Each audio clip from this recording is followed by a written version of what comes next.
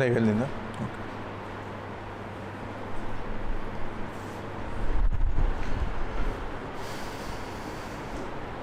okay. See, after all the technical difficulties, so we are starting the class. See, today's class will not be like a regular international relations class where you will be discussed with what are the things that are happening around the world. But I'll give you a different perspective on international relations. Because while you write the answers, especially for the mains in international relations, or while you try to decode the things through maps in the prelims, so there should be a different take in your mind. మీ మైండ్లో డిఫరెంట్గా ఆలోచించడం మొదలు పెట్టాలి. అప్పుడే you will get clarity on international relations. Otherwise మీరేదో హ్యాప్ హజార్డ్గా చదువుతున్నట్టుంది, every issue ఏదో సపరేట్గా చదువుతున్నట్టుంటుంది. So అలా కాకుండా ఉండడానికి now I have a different method of teaching you. I will be asking you questions and I need answers from you. So because ఇదేదో one side class లాగా కాకుండా I want it to be more interactive. So నేను జనరల్గా I will ask you some questions and tell me what is your view on that, and I will tell you what has happened. Okay, so now look at these topics that we will discuss in today's session. You can see the Operation Sindoor. You know why I am trying to discuss this? Because it's been 1 year since Operation Sindoor has happened. May 7th 2025 Operation Sindoor jarigindi, and now it's been 1 year. So automatically what the learnings we have made, ఏం నేర్చుకున్నాం దాని నుంచి, and how India have suddenly changed its stance, everything we need to discuss. Then comes India-US trade war. You know, from the last few months you will be hearing this, and 2 days back the US federal court, especially the US trade court, we'll call it US trade court, has declared that the Trump tariffs is illegal. Trump's tariffs వేయడం illegal అని చెప్పింది. So but Trump ఏం చేశాడంటే, already there is an act called the emergency response act, దాన్ని use చేసి tariffs వేశాడు. But now he is using some other act to again bring back the tariffs. So then what are the relations between India and USA will understand. Then we have the fire which is happening already on West Asia, and West Asia is a major important for exam, for any exam మీరు prepare అయ్యే ఎగ్జామ్కి west Asia నుంచి ఖచ్చితంగా question compulsory వస్తుంది. అది map based అయి ఉండొచ్చు, లేదా ఇండియాస్ ఇంట్రెస్ట్ అయి ఉండొచ్చు, all this things. Then Indo-Pacific chess, you know, the chess game that China is playing in Indo-Pacific, how the India-China ties has been reset in the last few weeks. Then we have the troubled neighbors. See, since many years our neighborhood is struggling. See, Bangladesh was struggling, Myanmar is still struggling, and even Sri Lanka was struggling, Nepal was struggling. The whole neighbors are struggling, but except India. So India's neighborhood, how the relations are turning out, because there is a separate mention of India's neighborhood relations in general studies paper to international relations. Directly mention chestaru India and its neighborhood relations. Next, global conflicts. You know, the Russia-Ukraine war, you know, the Israel-Palestine dispute that was going on, and Sudanese war is going on. Like this, there are so many conflicts going on around the world. What is that you need to take from that? Then last, the BRICS, SCO, Quad and G20 summits regarding the global institutions. See, I don't want to discuss facts here. See, నేను facts discuss చేయాలనుకోవట్లేదు మీతో. I want to give you perspectives ఇవ్వాలనుకుంటా. So first ఈ topics అన్నీ చూసిన తర్వాత, looking at all this topics, ఇప్పుడు మీరు చెప్పండి వీటన్నిటిలో కామన్ ఏంటి? What is common in all this? ఈ టాపిక్స్లో అన్నిటిలో కామన్ ఏంటి? What is common in all this topics? Yes, India's involvement. If India was not involved, I will not discuss these topics. India involved అవ్వకపోతే నువ్వు చదివి కూడా వేస్టే. You don't need to study that topic. If India is involved, you should definitely look at that topic. For example, there is a war going on in Sudan, but it doesn't damage India, right? Somewhere in Sudan the war is going on. How can it affect India? ఇండియాని ఎలా effect చేస్తుంది? That's why we don't study Sudan war. Somewhere Vietnam, there is a tussle going on between different groups in Vietnam, but it doesn't affect India's interest. India's interest affects Chaidu. Why will you study that? Why do you waste your time on that? And 2 days back, if you see the news, the Vietnam annual budget annual budget on the defense they have increased. Who cares if they increase or if they don't increase? That is not under India's interest. And you will be seeing the North Korea fighting with South Korea, always in news. Who cares? You don't need to study. You don't need to keep update on that. So కాబట్టి దీన్ని బట్టి మీకు అర్థం చేసుకోవాల్సిన విషయం ఏంటంటే అన్ని news important కాదు, అన్నిటి నుంచి క్వశ్చన్స్ మేక్ చేసే ఛాన్స్ లేదు. కాబట్టి why do you waste your time on continuously looking at okay వియత్నాంలో ఏదో సంథింగ్ జరుగుతుంది, నేను ఇప్పుడు ఆ ప్లేస్ గుర్తుపెట్టేసుకోవాలి. You don't need to. Not every place is important. If it is affecting India's interest, it is important. If it is not affecting India's interest, it is not important. And వీటన్నిటి టాపిక్స్లో so remember this term,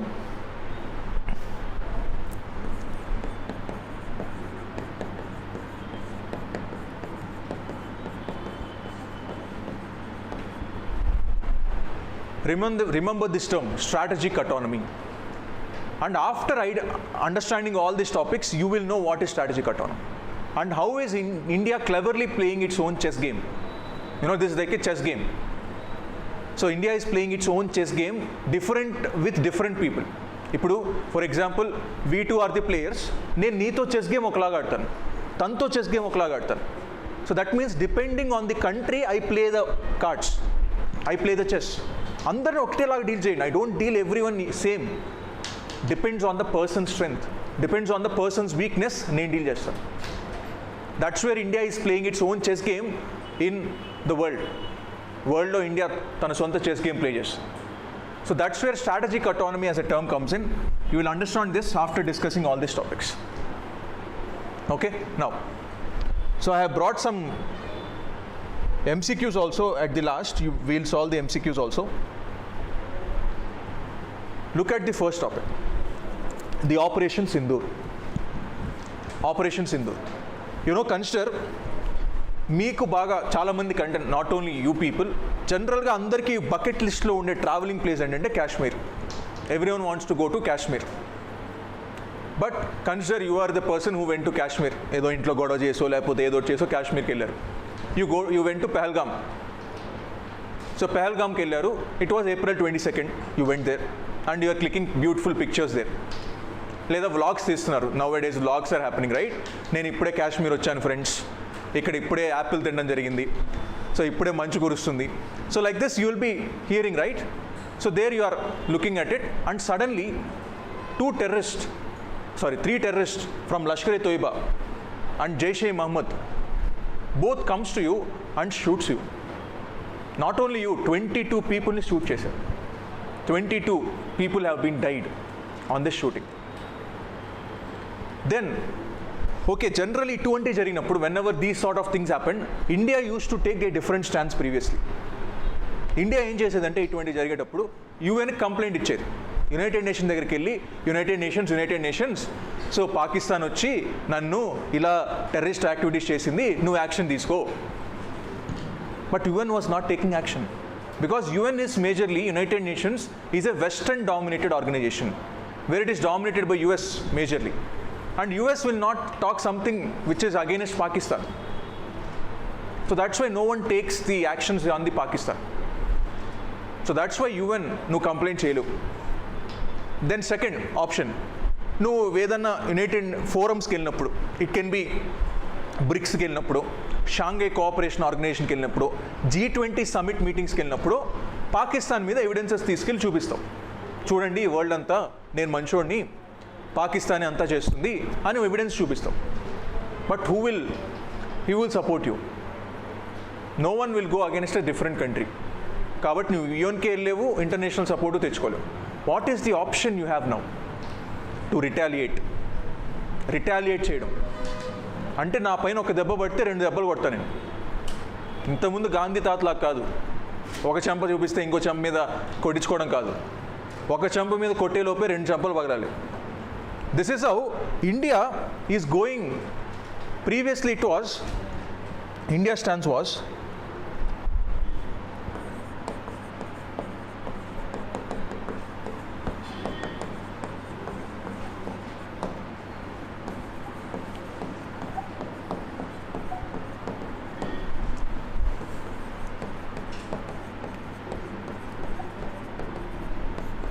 before 2025, India's stance was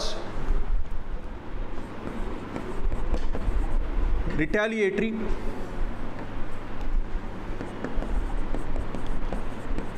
restraint. India's stance was retaliatory restraint. That means you go to UN, you go to some other organizations and cry out that this has happened to me. And velli maatladtav ante, but no one will support you. But now, suddenly India have changed its stance. India, after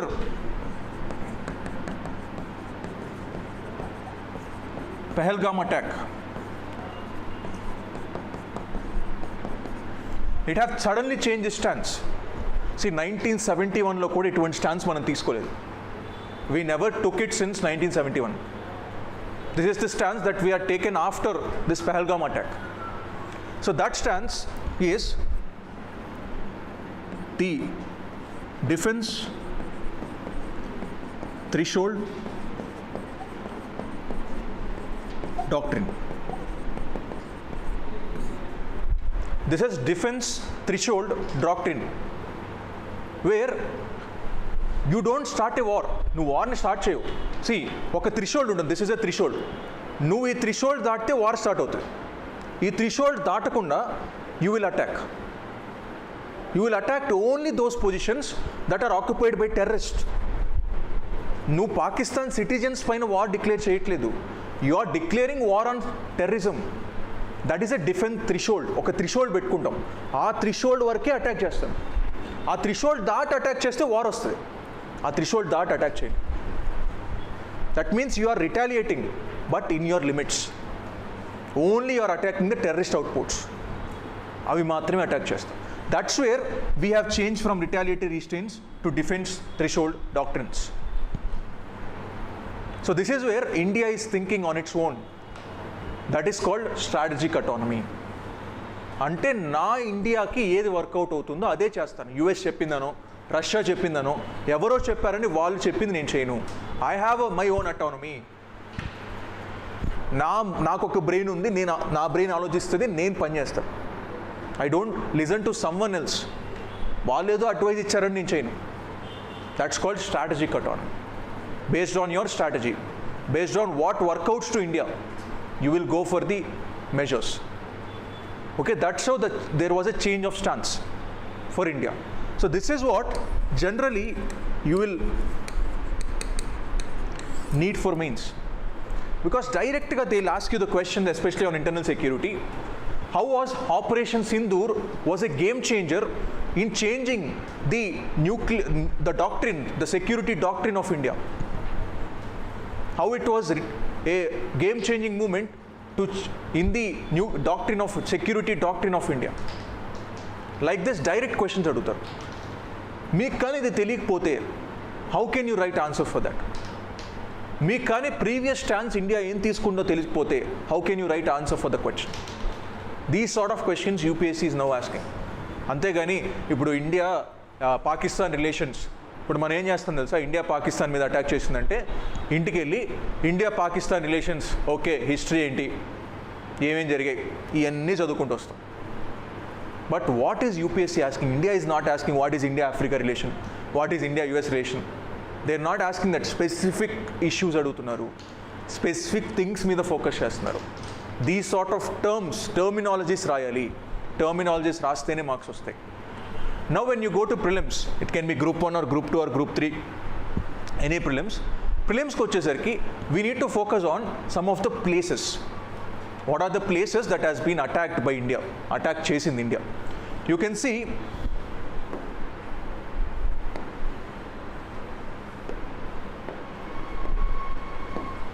here India have overall targeted 9 sites. The 4 sites are in Pakistan, 4 sites are in Pakistan occupied Kashmir. PO. Now look at the map carefully. Here, so Muzaffarabad, this is the capital of Pakistan occupied Kashmir. POK యొక్క capital అన్నమాట. Then you can see the Bhavalpur, which is also in Punjab province. మనకి ఎలా అయితే పంజాబ్ ఉంటుందో పాకిస్తాన్లో కూడా పంజాబ్ ఉంటుంది. ఆ పంజాబ్లో Jaishe Mohammed headquarters, terrorist organisation ఒక హెడ్ క్వార్టర్ అనమాట, దాన్ని కూడా హిట్ చేసింది India, Bahawalpur. And we have the Bhimber, the Kotli, the Sialkot, the Chak, all these things are hit by India. ఇవన్నీ హిట్ చేసింది ఇండియా. కాబట్టి మీకు డైరెక్ట్గా క్వశ్చన్స్ ఏమడుగుతారంటే డైరెక్ట్ ఈ పేర్లు ఇస్తారు. Like they will give you Bahawalpur and they will give you country. Bawalpur is in which country? Then there is a province called Idlib, which is in which country? And we have the Beirut, which is in which country? ఇలా places in news నుంచి questions ఇలా అడుగుతున్నారు. And when you see the Bahawalpur, it is in Pakistan. Then Idlib, which is in Syria. Beirut, which is in Yemen capital. Like this conflict regions ఏమున్నాయో, ఏవైతే న్యూస్లో ఉన్నాయో, that can be directly match the following questions అడుగుతారు. Okay, so this is how questions can be made. And one more thing, especially the Bawalpur has been hit by BrahMos missile. BrahMos missile. BrahMos missile. So when we talk about BrahMos,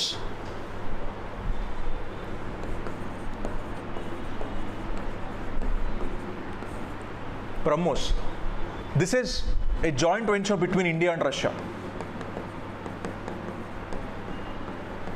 This is a supersonic missile. Supersonic missile. Supersonic అంటే sonic అంటే ఏంటంటే sound. Super అంటే sound కన్నా ఎక్కువ. This travels 3 times sound కన్నా speed travel అవుతుంది. ఇది sound ఎంత స్పీడ్తో వెళ్తుందో దానికన్నా 3 times ఎక్కువ స్పీడ్తో ట్రావెల్ అవుతుంది. That's where BrahMos missile has been used by India on Pakistan, especially on this Operation Sindoor. And believe me, in the next few days you will be also seeing Operation Sindoor 2.0. Operation Sindoor 2.0 కూడా వస్తుంది. Next few months wait చేయండి, you will see news, especially July August టైంలో రావచ్చు. Okay, because we're trying to capture POK. Because 2019 was the one where Jammu and Kashmir reorganization has happened. అంటే Jammu and కాశ్మీర్ని divide చేసాం, union territories, 2 union టెరిటరీస్గా divide చేసాం. Now the next target India is POK, Pakistan occupied Kashmir. In the next few days you can see POK గురించి news ఎక్కువ వింటారు. Okay, now see,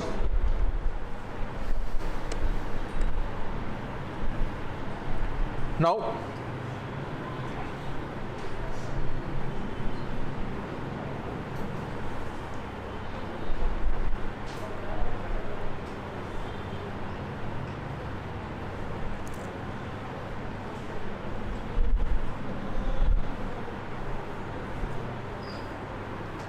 look at how you should connect for the UPSC. First, GS2, General Studies Paper 2. We have the India's and the neighborhood relations. And second, GS3, we have BrahMos missile. But BrahMos missile మనం వాడాం, but what about these two? Because link చేయడం, BrahMos missile వాడాం, but question BrahMos మీద అడగడు UPSC. They will be asking questions S-400 మీద అడుగుతాడు, Rafale fighter jet మీద అడుగుతాడు. So S-400 triumph missiles you also Russia నుంచే తీసుకొస్తాం. Rafale you bring it from France నుంచి రఫేల్ ఫైటర్ జెట్స్ తీసుకొస్తాం. ఇలా మ్యాచ్ ది ఫాలోయింగ్స్ కూడా అడుగుతారు. మిసైల్ ఏ కంట్రీ నుంచి తీసుకొస్తాం. అండ్ S-400 మిసైల్ తీసుకునేటప్పుడు, when India is trying to get S-400 Triumph missiles, USA did not accept. Russia నుంచి ఎలా కొంటారు, సో రష్యా నుంచి ఎలా కొంటారు అని they have asked a question. And we said it's our strategic autonomy. It's our own will to do it. So who are you to dictate నేను ఎవరితో మాట్లాడాలి, ఎవరితో మాట్లాడకూడదు అని. ఈ జనరల్గా పెళ్ళైన తర్వాత వస్తుంటాయి ఈ కష్టాలు. పెళ్ళైన తర్వాత ఎలా ఉంటాయంటే నువ్వు వాళ్ళతో మాట్లాడకూడదు, వీళ్ళతో మాట్లాడకూడదు, మీ ఇంట్లో వాళ్ళతో మాట్లాడకూడదు, మీ నాన్నతో మాట్లాడకూడదు, మీ అమ్మతో మాట్లాడకూడదు. ఇలాగే కంట్రీస్ మధ్యలో కూడా అలాగే ఉంటాయి. ఒక కంట్రీ నాతో ఫ్రెండ్ అయింది అనుకోండి, ఇంకొకరితో నేను మాట్లాడితే ఆ కంట్రీకి కూడా కోపం వస్తుంది. సో అందుకనే అలా ఉండకుండా ఉండడానికే now we focus on the strategic autonomy. Strategic autonomy అంటే మనకు నచ్చింది మనం చేయడం, మన ఇంట్రెస్ట్లో మనం చేయడం. ఓకే, సో దట్ ఈజ్ అది మనం చేయాలన్నమాట. ఓకే, నౌ ఇప్పుడు చూడండి, నౌ GS3 ఇంటర్నల్ సెక్యూరిటీ అనే టాపిక్లో I told you the doctrine below the threshold or defence below the threshold. అంటే ఆ థ్రెషోల్డ్ని దాటి నువ్వు అటాక్ చేయవు, ఆ థ్రెషోల్డ్లో అటాక్ చేస్తావు. ఓన్లీ టెర్రరిస్ట్ ఆర్గనైజేషన్స్ మాత్రం హిట్ చేస్తావు, నువ్వు నార్మల్ పబ్లిక్ని టచ్ చేయవు. సో దిస్ హాజ్ ఇది ఫస్ట్ టైం కాదు ఈ డాక్ట్రిన్ రావడం. మీరు చూడండి, when Iran use to strike, Iran ఈ డాక్ట్రిన్ రెగ్యులర్గా యూస్ చేస్తుంది. ఇప్పుడు ఇరాన్ ఇష్యూలో చాలా కంట్రీస్ని అటాక్ చేసింది. UAE, Saudi Arabia, Oman, Qatar, ఈ కంట్రీస్ అన్నిటిని అటాక్ చేసింది. But have you seen in news ఒక సివిలియన్ ప్లేస్ని అటాక్ చేసింది, సివిలియన్స్ ఉన్న ప్లేస్ని అటాక్ చేసింది? It's very less. అంటే it is also following the doctrine below threshold. Next, prelims, the line of control, and I told you Bahawalpur. They directly ask you match the following అడుగుతారు. గుర్తుపెట్టుకోండి, ఎప్పుడైనా ఇండియాకి పాకిస్తాన్కి మధ్యలో లైన్ ఆఫ్ కంట్రోల్ ఉంటుంది. Line of control ఇది మనం decide చేసింది కాదు, బ్రిటిష్ టైం నుంచే ఉంది. బ్రిటిష్ టైం నుంచే LOC డిక్లేర్ చేసాం. అండ్ ఇండియా చైనాకి మధ్యలో we have line of actual control, LAC. LOC అనేది ఇండియా పాకిస్తాన్కి మధ్యలో, LAC అనేది ఇండియా చైనాకి మధ్యలో. ఈ డిఫరెన్స్ మీకు తెలియాలి, ఈ డిఫరెన్స్. నౌ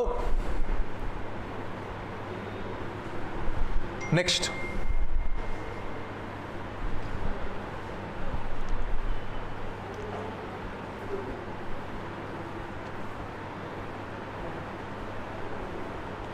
నౌ ఈ ఆపరేషన్ సింధూర్లో one of the culprit US. మనిద్దరం కలిసి సాల్వ్ చేసుకుంటే US మధ్యలో వచ్చి లేదు నేను ఉన్నాను కదా, నేను విన్నాను కదా, నేను మధ్యలో ఒకటి ఉన్నాను అని చెప్పి మధ్యలో వచ్చి నేను మీడియేట్ చేయడం వల్లే వీళ్ళిద్దరి మధ్య కాన్ఫ్లిక్ట్ సాల్వ్ అయింది, నేను మీడియేట్ చేయకపోతే ఈ కాన్ఫ్లిక్ట్ సాల్వ్ అయ్యేది కాదు అని US వచ్చి చెప్పింది. ఇండియా అటాక్ చేసింది. ఇండియా ఏం చెప్పింది? No, it's our own thing, మేమిద్దరం కూర్చొని చేసాం. బట్ నువ్వెవరు? దిస్ ఇస్ యుఎస్ ఇప్పుడే కాదు, ఎప్పుడు అదే చేస్తుంటుంది. ఇరాన్ ఇష్యూలోనూ అంతే, everywhere it is the same. So that's wear US did not do anything. And it is the largest India-Pakistan aerial battle. 1971లో కూడా ఇన్ని ఏరియల్ బ్యాటిల్స్ యూస్ చేయాలి. 114 ఏరియల్ స్ట్రైక్స్ చేసాం. అండ్ ఆల్సో అన్ని జెట్ ప్లేన్స్ యూస్ చేసాం, 114 jet planes కూడా use చేసాం. Largest aerial battle with India and Pakistan. So that is also a major thing about operation Sindoor. Operation Sindoor గురించి అది మేజర్ థింగ్. నౌ మీరు చెప్పండి, మీరు కానీ ఆ పొజిషన్లో ఉంటే, for example you are the chief of defence staff, నువ్వే చీఫ్ ఆఫ్ డిఫెన్స్ స్టాఫ్, నువ్వేం చేస్తావు ఈ సిచ్యువేషన్లో? What do you generally do? Attack చేస్తావా, లేదా అలాగే కామ్గా ఉంటావా, లేకపోతే మళ్ళీ వెళ్ళి యుఎన్తోనో ఎవరితోనో పెట్టుకుంటావు? ఎందుకంటే పాకిస్తానీ సిటిజన్స్ ఆల్వేస్ ఈ జోక్ వేస్తూ ఉంటారు, అటాక్ చేస్తే ఏం చేస్తారు, ఇండస్ వాటర్ ట్రీటీ కట్ చేస్తారు, మనకు వచ్చే ఇండస్ రివర్ కట్ చేస్తారు, లేకపోతే ఎలక్ట్రిసిటీ కట్ చేస్తారు, ఏదో ఒకటి కట్ చేస్తారు, కానీ మనల్ని ఏం చేయరుగా అనే ఒక ధీమాతో ఉంటారు Pakistan citizens. But since the surgical strikes, Uri surgical strikes ఎప్పుడైతే చేసామో, దే డింట్ ఎక్స్పెక్ట్ దట్ మనం రిటాలియేట్ చేస్తాము, మనం డిఫరెంట్గా ట్రై చేస్తామని they didn't expect. Okay, so this is about operation Sindoor. Operation Sindoor. But what are the learnings? India ఏం నేర్చుకుంది? ఈ ఆపరేషన్ సింధూర్ తర్వాత ఏం నేర్చుకుంది India? What did India learn? మీరు చెప్పండి, ఏం నేర్చుకుంది India? What did India learn? Strategic autonomy, అది కాదు, అది ఎప్పటి నుంచో ఉంది. What did India learn? India learnings ఏంటి? లాస్ట్ 1 year అయిపోయింది, ఆపరేషన్ సింధూర్ వచ్చి 1 year అయిపోయింది. ఇండియా ఏం నేర్చుకుంది 1 yearలో? ఫస్ట్ థింగ్ ఏం నేర్చుకుందంటే, you need to go for defence indigenisation. Defence indigenisation అంటే సొంతంగా మనకు మనమే డిఫెన్స్ ఎక్విప్మెంట్స్ తయారు చేసుకోవడం. We don't need to depend on some other countries. Russia మీదనో యుఎస్ మీదనో డిపెండ్ అవ్వకుండా మన సొంత మిసైల్స్ మనం డెవలప్ చేసుకుంటాం, మన సొంత వెపన్స్ మనం డెవలప్ చేసుకుంటాం. That is the first thing India నేర్చుకుంది. ఇప్పుడు కాదు, when it was what happened in 1999. ఏం జరిగింది 1999లో? ఎనీవన్? ఏం జరిగింది 1999లో ఇండియాకి పాకిస్తాన్కి మధ్యలో?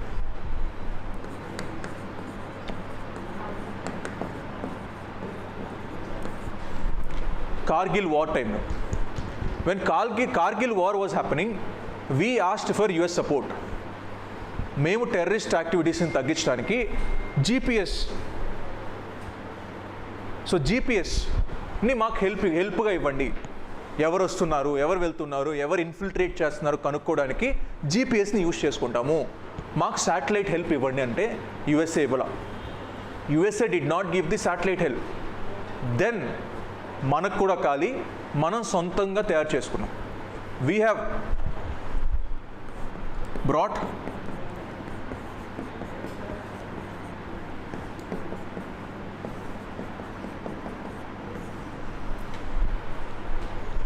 ఇండియన్ రీజనల్ నావిగేషన్ సిస్టమ్, అంటే జీపీఎస్ లాగా ఇండియా సిస్టమ్ ఇది. అటువంటిది మనం తయారు చేసుకున్నాం. Because some person said I will not help you. అప్పుడు మనం సొంతంగా ఇండిజినైజేషన్ అయ్యాం, సొంతంగా మనం క్రియేట్ చేసుకున్నాం. అలాగే ఆపరేషన్ సింధూర్ తర్వాత మనకు చాలా ఫ్లాస్ కనిపించాయి మన డిఫెన్స్లో. అంటే మనం ఇప్పటికీ రష్యా పైన డిపెండ్ అవుతున్నాం, ఇప్పటికీ యుఎస్ మీద డిపెండ్ అవుతున్నాం, మనం సొంతంగా ఎందుకు తయారు చేసుకోలేకపోతున్నాం? So that is first learning that we have made. Defence indigenise చేయాలి. ఇప్పుడు ఫర్ ఎగ్జాంపుల్ రష్యా ఒక ఫైటర్ జెట్ ఇచ్చినాను, some fighter jet it has given, and now ఈ ఫైటర్ జెట్లో సమ్ పార్ట్ రష్యా కంట్రోల్లో ఉంది. ఇప్పుడు మన ఇండియా పాకిస్తాన్ ఇష్యూ జరుగుతుంది, రష్యా ఆ పార్ట్ ఇవ్వనని చెప్పింది నీకు. అప్పుడు హోల్ డిఫెన్స్ ఎక్విప్మెంట్ వర్క్ అవ్వదుగా. That's what. అటువంటి జరగకుండా ఉండాలంటే డిఫెన్స్ ఇండిజినైజేషన్ చేయాలి. దెన్ సెకండ్, మీరు చూస్తే లాస్ట్ ఫ్యూ ఇయర్స్గా we have defence deals also. Defence deals sign చేస్తాం. యూకేతో సైన్ చేసాం, న్యూజిలాండ్తో సైన్ చేసాం. ఇలా డిఫరెంట్ కంట్రీస్తో డిఫెన్స్ డీలింగ్స్ కూడా పెట్టుకున్నాం. Then third, we're focusing on the critical minerals also. Critical minerals ఏదైతే నాకు డిఫెన్స్ తయారు చేయడానికి, ఆ ఎక్విప్మెంట్ తయారు చేయడానికి కావాలో ఆ క్రిటికల్ మినరల్స్ని ఎక్స్ప్లోర్ చేయడం స్టార్ట్ చేస్తున్నాం. ఆ క్రిటికల్ మినరల్స్ ఉన్న కంట్రీస్తో ఎంఓయూస్ క్రియేట్ చేయడం స్టార్ట్ చేస్తున్నాం. ఇవన్నీ we are trying to do after operation Sindoor.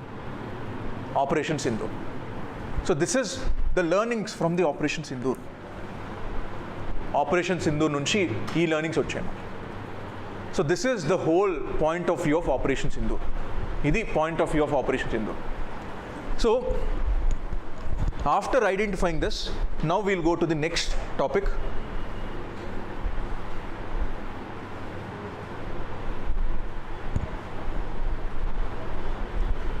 India-US trade war. India-US trade war.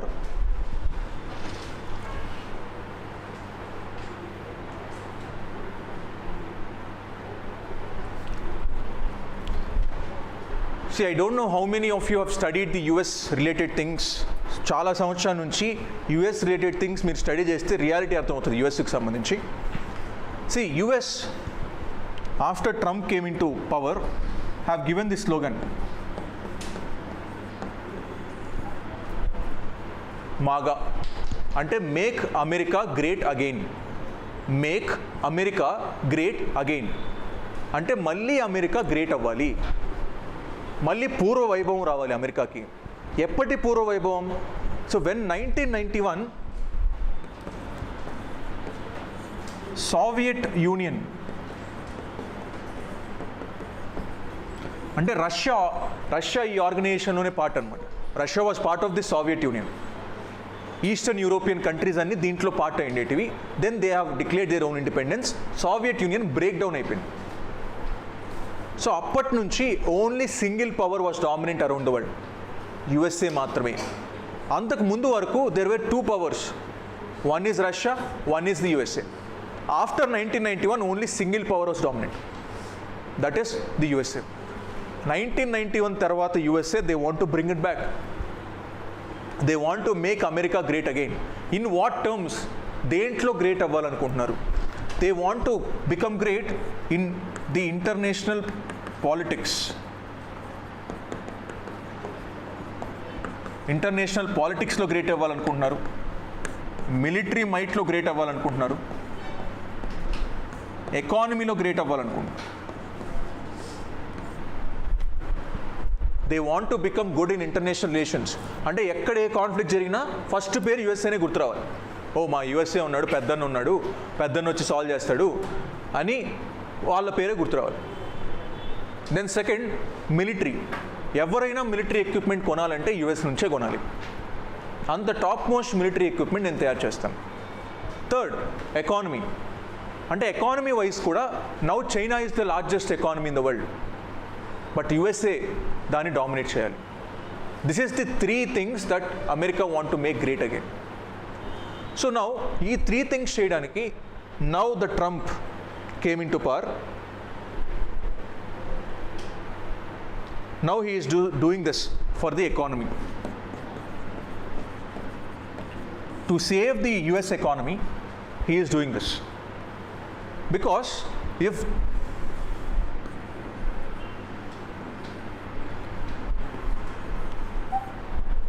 now if India is exporting the goods and it will be importing the goods, India is also importing the goods. This is a two-way relation. India ఏమో export చేస్తుంది, అలాగే India కూడా import చేసుకుంటుంది. So రెండు ఉన్నాయి. Now here when it reaches the USA, Indian goods ఏవైతే యుఎస్ఏలోకి వస్తాయో here they will put a tax. అక్కడ ట్యాక్స్ ఉంటుంది. Then again when USA goods reaches India, here also there is a tax. ఎందుకు tax చేస్తాం? Why do you tax those things? Imports exports ఎందుకు tax చేయాలి? ఎందుకు? వెస్టర్న్ ఇంట్రెస్టా? Domestic ఇంట్రెస్ట్ని protect చేయడానికి. For example, consider there is a watch of 10,000 rupees which is made in India. Made in India watch ఉంది. This a watch. Now the same watch you are exporting to USA. రియాలిటీలో అయితే అక్కడ కూడా it should be 10,000 in Indian terms. 10,000 ఉండాలి. If it is in dollar terms approximately $100 ఉండాలి అనుకుందాం. $100 ఉండాలి. But what is happening is యుఎస్ఏలో కూడా there will be a person who will be a watchmaker. తను కూడా ఒక వాచ్ తయారు చేస్తాడు. he will also manufacture one watch. So for example his watch cost is $120. తన వాచ్ కాస్ట్ $120.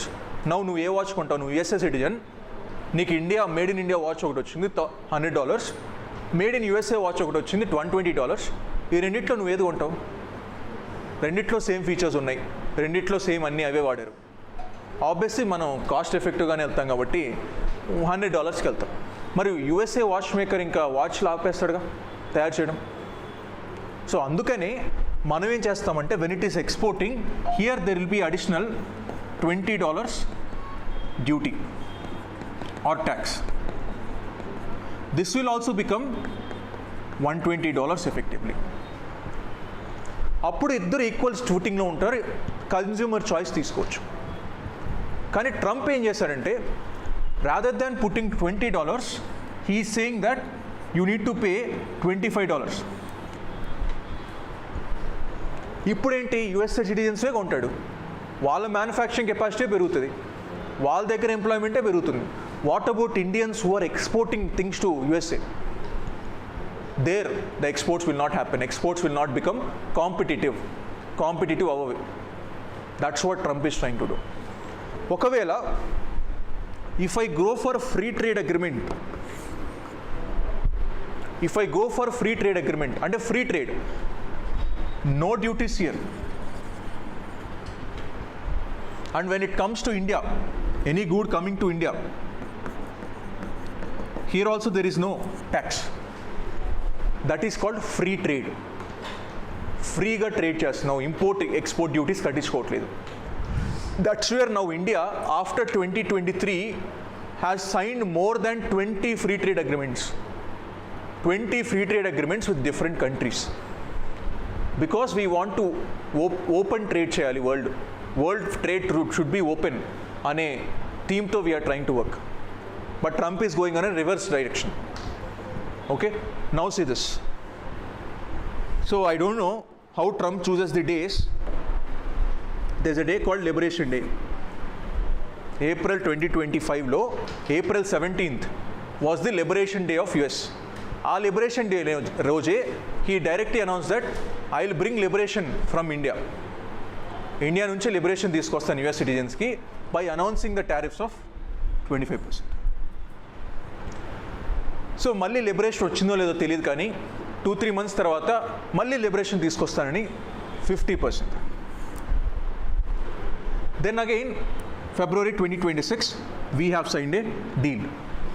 ఒక deal sign చేస్తాం, US India trade deal. So ఆ trade deal use చేసి now 50% has been reduce to 18%. So this is what happening between India and USA. Now see,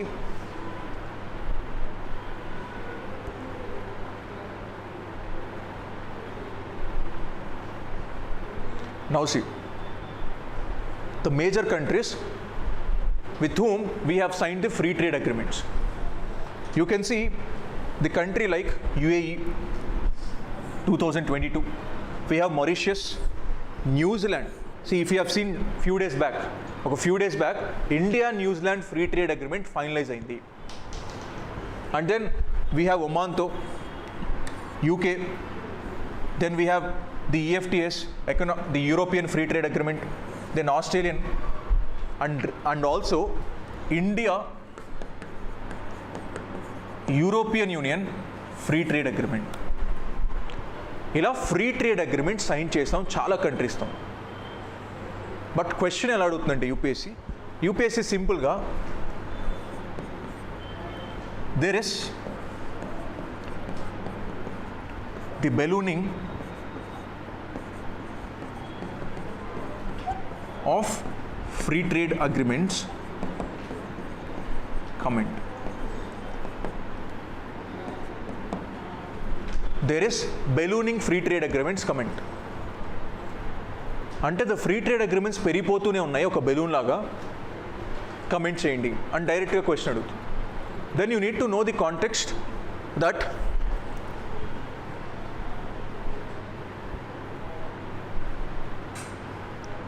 India FTA free trade agreement. So you need to write the examples of all this. అన్నీ గుర్తుండాల్సిన అవసరం లేదు, but major countries గుర్తుండే చాలు. India UK, India New Zealand, India UAE, all this things. And now this is more important because of UAE. What is happening with UAE? ఏం జరుగుతుంది యుఏఈలో? What is happening with the UAE? News చూస్తున్నారా? What is happening with UAE? News పేపర్లో last 1 week నుంచి UAE గురించే రాస్తున్నారు. What is happening? UAE is coming out of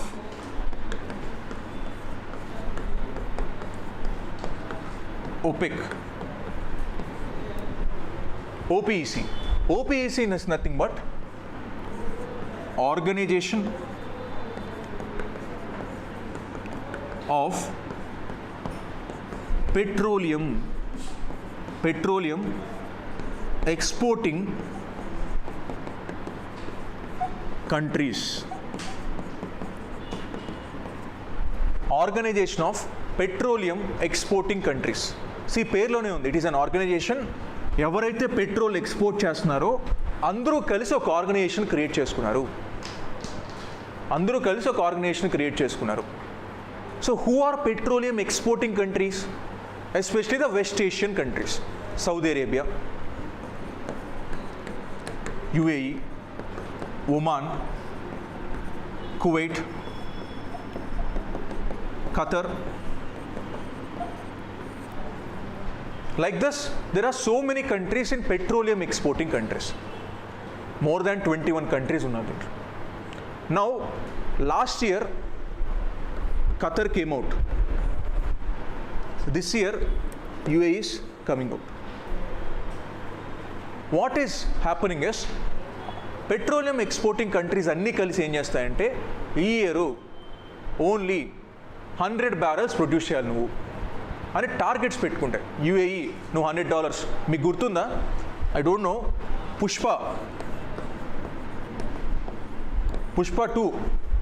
Pushpa two మూవీలో target ఇస్తాడు. నువ్వు 100 టన్నులు తీసుకురా, నువ్వు 10 టన్నులు తీసుకురా, నువ్వు 20 టన్నులు తీసుకురా అని టార్గెట్ ఇస్తాడు. ఇక్కడ ఈ కంట్రీస్ అన్నీ కలిసి ఒక టార్గెట్ పెట్టుకుంటాయి. ఓకే, ఈ ఇయర్ మనం అందరం కలిసి ఓన్లీ 10,000 barrels ప్రొడ్యూస్ చేద్దాం ఆఫ్ ఆయిల్. అంతే, అందరం కలిసి అంతే ప్రొడ్యూస్ చేద్దాం. దీనివల్ల బెనిఫిట్ ఏంటి? మనం డిసైడ్ చేయొచ్చు కదా ప్రైజు. బికాస్ సప్లై డిమాండ్ ఎలా ఉంటుందంటే, if the supply is more, automatically price will be less. If the supply is less, price increases, especially oil. ఇక్కడ ఏం చేస్తున్నాయి? సప్లైని డిటర్మైన్ చేసేస్తున్నాయి. ఎంత సప్లై చేయాలి ఇయర్, నెక్స్ట్ ఇయర్ ఎంత సప్లై చేయాలి అని ముందుగానే ఒక థ్రెషోల్డ్ పెట్టేసుకుంటున్నాయి. దీనివల్ల ఏంటి? వోలటాలిటీ పెరిగిపోతుంది. ఆయిల్ ప్రైజెస్ ఎలా పడితే అలా పెరగడం తగ్గడం అయిపోతున్నాయి. ఇప్పుడు యుఏఈ ఎందుకు బయటకు వచ్చింది? Why did UAE came out? Yes, UAE can generate 5 million barrels per day. UAE capacity ఏంటంటే 5 million barrels ప్రొడ్యూస్ చేయగలదు రోజు. కానీ ఈ కార్టెల్ అంటే ఈ ఆర్గనైజేషన్లో ఉండడం వల్ల యుఏఈ రోజుకి ఓన్లీ 3.5 million barrels మాత్రమే ప్రొడ్యూస్ చేయగలదు. Who is at loss? UAE is at loss. అంటే వాడి కెపాసిటీ ఇంత అయితే నువ్వు దానికన్నా తక్కువకి రోజు ఆయిల్ ప్రొడ్యూస్ చేయించుకోండి. That's what UAE didn't like. యుఏఈకి నచ్చలేదు. అందుకని UAE came out of OPEC, బయటకు వచ్చేసింది. Now we already have a free trade agreement with UAE.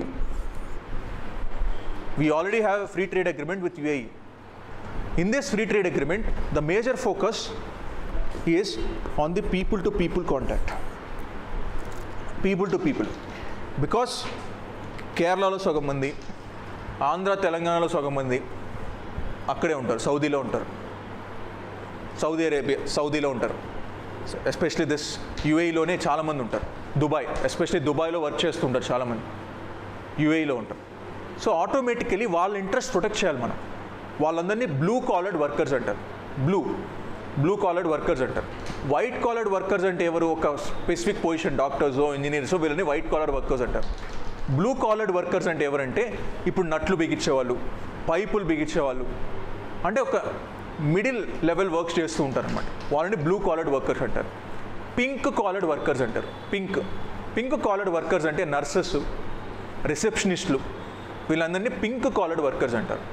మేజర్గా యూఏఈకి వెళ్ళేది బ్లూ కాలర్డ్ వర్కర్స్. అందుకే మీరు చూడండి మూవీస్లో కూడా చూస్తుండండి, మీకు యూఏఈయో లేకపోతే కువైట్ ఇవి చూపించినప్పుడు వాళ్ళు ఏదో బిల్డింగ్లో పనిచేస్తూ ఉంటారు, ఏ షాపింగ్ మాల్లోనో పనిచేస్తూ ఉంటారు, అలా ఉంటుంది. That is called blue collared workers. Blue collared workers. So వీళ్ళ ప్రొటెక్షన్ కోసం we have made A free trade agreement. ఇప్పుడు ఈ ఫ్రీ ట్రేడ్ అగ్రిమెంట్లో ఏంటి, యూఏఈ దేంట్లో బెటరు, ఆయిల్ ఉంది, న్యాచురల్ గ్యాస్ ఉంది, అది మనకు ఈజీగా దొరుకుతుంది యూఏఈ నుంచి. మనం ఏమి ఇస్తున్నాం యూఏఈకి? What is India giving back to UAE? What is India giving back? Work force. Yes, true. India is giving the work force. India work force ఇస్తుంది. And along with this the gold processing. Gold మన దగ్గర లేదు, మనం వేరే countries నుంచి ఇక్కడికి తీసుకొచ్చిన తర్వాత ప్రాసెసింగ్ బాగా చేస్తాం, తక్కువ కాస్ట్తో చేస్తాం ప్రాసెసింగ్. అందుకనే గోల్డ్ ప్రాసెసింగ్ హబ్ అనమాట ఇండియా. అందుకే గోల్డ్ తీసుకొచ్చి ప్రాసెస్ చేసి పంపిస్తారు. And even along with gold processing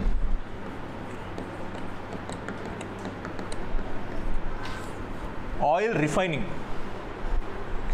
ఆయిల్ని తీసి వాళ్ళు పంపించగలరు కానీ రిఫైన్ చేయరు, ఎక్కువ కాస్ట్ ఎక్కువ పడుతుంది. అందుకే ఆయిల్ రిఫైనింగ్లో కూడా ఇండియా బెటర్ ఫేర్ చేస్తున్నాం.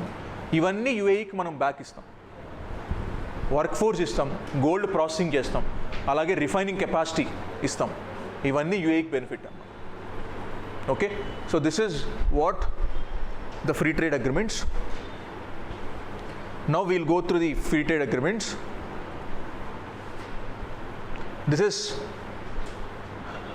the New Zealand one. India signed the free trade agreements even with New Zealand, Oman, UK, US and European Union. And recently the India-New Zealand free trade agreement has been finalized, where 100% of Indian exports, and it secures $20 billion FDI by 2030. But this is, values గుర్తుపెట్టుకోలేము actually చెప్పాలంటే, you can't remember the values. But ఎందుకు New Zealand లాంటి కంట్రీతో ఇప్పటి వరకు free trade agreement sign చేయలేకపోయాం?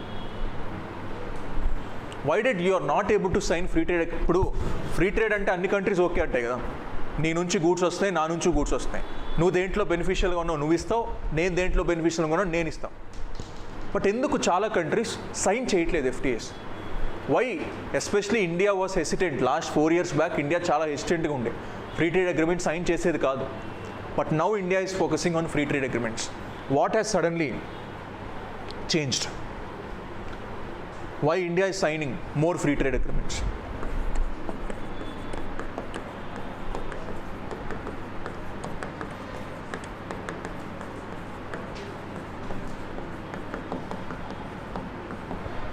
Why India is signing more free trade agreements? ఎందుకు? Why చెప్పండి. Why India is signing more free trade agreements? Investments. Okay, గుర్తుపెట్టుకోండి, ఎఫ్టీఎస్లో ఫ్రీ ట్రేడ్ అగ్రిమెంట్స్లో గూడ్స్ అండ్ సర్వీసెస్కి సంబంధించి ఫ్రీ ట్రేడ్ అగ్రిమెంట్స్ చేసుకుంటాం. We also make people to people, అంటే visas, easy visa process, అక్కడ నుంచి ఇక్కడికి, ఇక్కడ నుంచి. Then third, investments.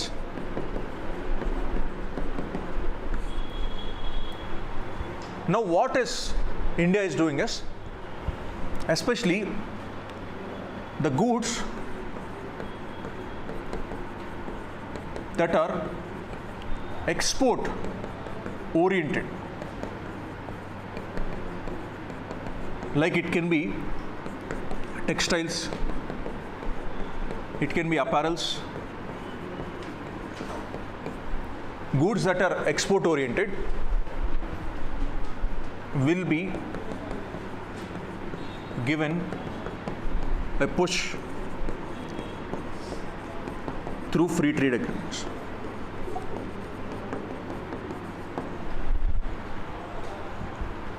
టెక్స్టైల్స్ కానీ అపారల్స్ లైక్ మీ షూస్ తయారు చేయడం, చెప్పుల్స్ తయారు చేయడం, అపారల్స్ లెదర్స్ తయారు చేయడం, ఇవన్నీ విల్ గివ్ ఏ బూస్ట్. అందుకనే ఎఫ్టీఎస్ సైన్ చేస్తాం. సెకండ్, పోస్ట్ కోవిడ్ తర్వాత మనకు అర్థమైంది ఏంటంటే ఏ కంట్రీ మీద మనం ఎక్కువ డిపెండెంట్గా ఉన్నామని తెలిసింది. What is that country? Covid తర్వాత చైనా. ఆబ్వియస్లీ చైనా మీదే ఎక్కువ డిపెండెంట్ అయ్యాం. అంటే large countries like China, US, వీటి మీదే ఎక్కువ డిపెండ్ అయ్యాం. Now we want to diversify. Like New Zealand నుంచి you can get very cheap dairy products. Dairy products చాలా చీప్గా వస్తాయి. సో అది మనకు బెనిఫిటే కదా. So that's why we want to diversify the ట్రేడ్ని డైవర్సిఫై చేస్తాం. We want to diversify the trade. Then third, now మీరు చెప్పండి, is India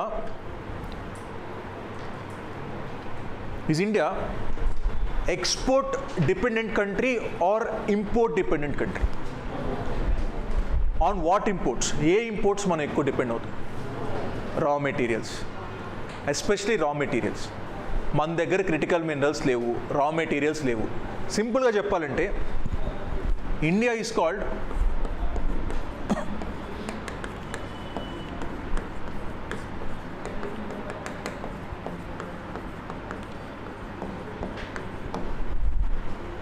generic drug capital of the world. అంటే మన ఇండియాలో ఉండే ఫార్మాస్యూటికల్స్, మన ఇండియాలో జనరేట్ చేసే డ్రగ్స్ ఎక్కడా జనరేట్ చేయరు. అన్ని నెంబర్ ఆఫ్ డ్రగ్స్ జనరేట్ చేస్తారు. కానీ కోవిడ్ టైంలో we were not able to generate this drugs. ఎందుకు? We came to know that drugs తయారు చేయాలంటే ఆర్ ఎనీ మెడిసిన్స్ తయారు చేయాలంటే we need active pharmaceutical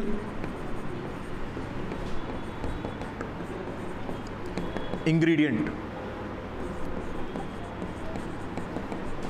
that is called API, active pharmaceutical ingredient. ఇది ఇండియాలో దొరకదు. ఈ యాక్టివ్ ఫార్మాస్యూటికల్ ఇంగ్రీడియంట్స్ చైనా నుంచే మనం ఇంపోర్ట్ చేసుకుంటా ఉన్నాం. అక్కడ నుంచి ఇంపోర్ట్ చేసి మనం మందులు తయారు చేసి వేరే కంట్రీస్కి ఇచ్చేవాళ్ళం. ఎప్పుడైతే కోవిడ్-19 వచ్చిందో ఇది రావడం ఆగిపోయింది. యాక్టివ్ ఫార్మాస్యూటికల్ ఇంగ్రీడియంట్స్ రాలేదు. ఇప్పుడు నేను ఒక వంట తయారు చేయాలంటే ఏమేమి ఇంగ్రీడియంట్స్ కావాలో, ఒక మెడిసిన్ తయారు చేయాలంటే అవే ఇంగ్రీడియంట్స్. ఆ ఇంగ్రీడియంట్స్ రాలేదు. అప్పుడు ఆటోమేటిక్గా డ్రగ్స్ కూడా తయారు చేయలేను, అవి ఎక్స్పోర్ట్ చేయలేను. ఆటోమేటిక్గా నాకు రావాల్సిన రెవెన్యూ రాదు. సో అలా India was majorly an import dependent country. ఇదే కాదు, సింపుల్, మీ అందరూ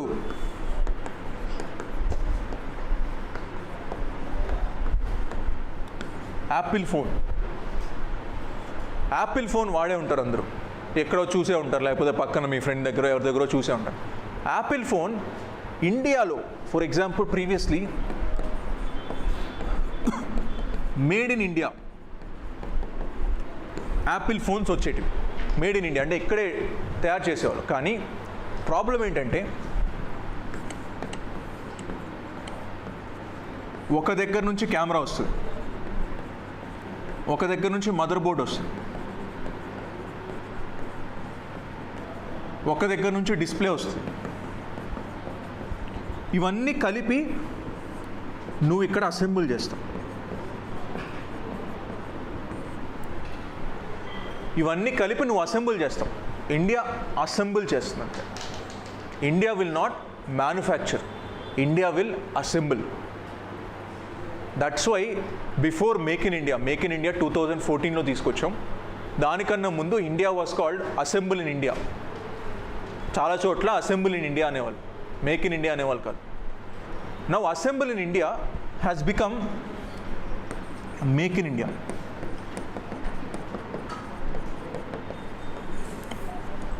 make in India. Now make in India, ఇండియాలోనే అన్ని మ్యానుఫ్యాక్చర్ చేయాలి. అవి రా మెటీరియల్స్ అయినా ప్రతిదీ ఇండియాలో మ్యానుఫ్యాక్చర్ చేయాలి. అప్పుడే మేక్ ఇన్ ఇండియా ప్రోడక్ట్స్ అవుతాయి, మేడ్ ఇన్ ఇండియా ప్రోడక్ట్స్ అవుతాయి. So that is where we're shifting our stands. This will give major boost to Make in India. Make in India. This will give major boost to the Make in India. Now fourth,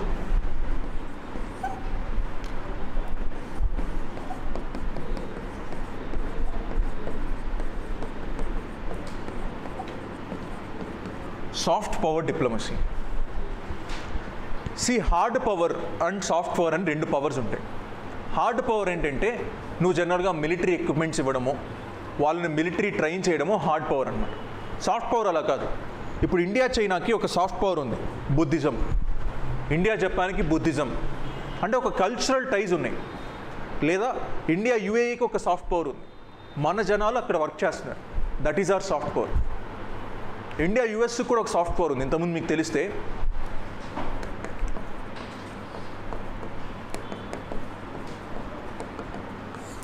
Kamala Harris, who acted as the vice president. So she was an Indian origin person. Indian origin. That was our soft power. మన NRIs అయ్యిండొచ్చు, మన cultural contact అయ్యిండొచ్చు, people to people contact అయ్యిండొచ్చు, ఇవన్నీ soft power కిందకి వస్తాయి. Soft power. ఇలా FTAs sign చేయడం వల్ల సాఫ్ట్ పవర్ ఇంకా బెనిఫిట్ అవుతుంది. ఏదైనా ఇష్యూ వస్తే మన ఇద్దరి మధ్య there is a people to people contact, investment కూడా ఉంది, కాబట్టి ఆటోమేటిక్గా సాఫ్ట్ పవర్ డిప్లొమసీ వర్క్ అవుతుంది. అందుకే ఎఫ్టీఎస్ సైన్ చేస్తాం. FTAs. Okay, these are some of the reasons why we are trying to plan for more FTAs. Now if you go through this, ఇప్పుడు నేను చెప్పినవి ఏంటి ఉంటాయి చూడండి మీకు. Here look at here, labour intensive sectors. అంటే we need more labour, like textiles, leather, gems and jewellery, processed food benefit most. Free trade agreements ఆటోమేటిక్గా jobs create అవుతాయి. It will help for India to grow the GDP also. Now rather than remembering all the FTAs, look at here. మీరు చూడండి అదే terms ఉంటాయి. Unprecedented goods market access, this is India European union free trade agreement. అంటే గూడ్స్ని నువ్వు అన్ప్రెసిడెంటెడ్గా పంపించాలి, అది India నుంచి యూయూకైనా, యూయూ నుంచి ఇండియాకైనా. Then you can see services and digital boost. You can see future ready mobility and talent. అంటే people to people contact. Next,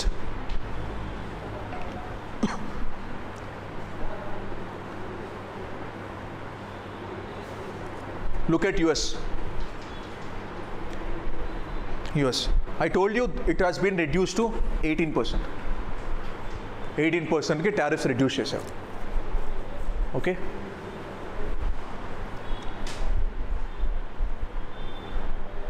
Now look at India, UK. So I know you will be seeing about this. దీని గురించి మీరు చూసుంటారు. That Scotch and cars from UK will become cheaper in India. I don't know how many of you heard this. Defender అని ఒక car ఉంటుంది. There is a car called Defender. Defender ఇండియాలో manufacture చేయరు, యూకేలో మ్యానుఫ్యాక్చర్ చేసి అక్కడి నుంచి import చేసుకుంటారు. ఇక్కడ you directly import the car from UK to here. ఇప్పుడు ఈ డిఫెన్స్ డీల్ వల్ల డిఫెండర్స్ ఇండియాలోనే మేడ్ ఇన్ ఇండియా చేస్తారు. ఇలా there are so many things that are going on. So this is the things. So అలా FTAs గురించి మీరు అన్ని ఎఫ్టీఎస్ గురించి చదవాల్సిన పని లేదు, ఓవరాల్ బ్రాడ్ నాలెడ్జ్ ఉండాలి.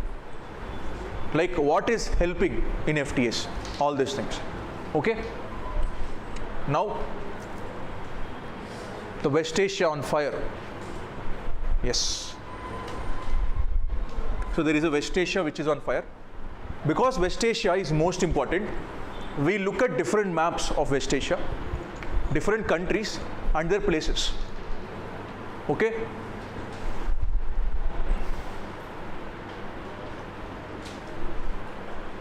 so this is Asia, and here This is the West Asia part. See, sometimes you call it West Asia. Sometimes దాన్నే మీరు ఏమంటారంటే వై ఎవరు పెట్టారు పేరు? Who called it as Middle East? Who called it as West Asia? Okay, Asian సెంటర్గా చేస్తే అది West Asia కాబట్టి ఓకే. మిడిల్ ఈస్ట్, ఈస్ట్కి మిడిల్లో ఉంది, ఈస్ట్కి మిడిల్లో ఉంది కాబట్టి మిడిల్ ఈస్ట్ అవుతుందా? యూరోపియన్ సెంటర్ చేస్తే మిడిల్ ఈస్ట్కి వస్తుందా? అది వెస్ట్ ఏషియా కిందకి వస్తుందా, మిడిల్ ఈస్ట్కి వస్తుందా? Why two names? ఒకటి పెట్టుకోవచ్చు కదా, వెస్ట్ ఏషియా అని అనొచ్చు, మిడిల్ ఈస్ట్ అని అనొచ్చు కదా. Because see when there was a navigation which was going on, ఇంతకుముందు నావిగేషన్ సైలర్స్ ఉండేవాళ్ళు. ఆ sailors they take Asia as the base. వాళ్ళు ఏషియానే బేసిస్గా తీసుకునేవాళ్ళు. సో దట్స్ వై ఏషియాకి నార్త్లో ఉంటే నార్త్ ఏషియా, ఈస్ట్లో ఉంటే ఈస్ట్ ఏషియా, సౌత్ ఈస్ట్లో ఉంటే సౌత్ ఈస్ట్ ఏషియా. అందుకే మనల్ని సౌత్ ఏషియా అంటారు. India is called south Asia. అదే ఈస్ట్లో ఉంటే ఈస్ట్ ఏషియా, వెస్ట్లో ఉంటే వెస్ట్ ఏషియా. అలా వచ్చింది వెస్ట్ ఏషియా పేరు, based on the navigation. Middle east,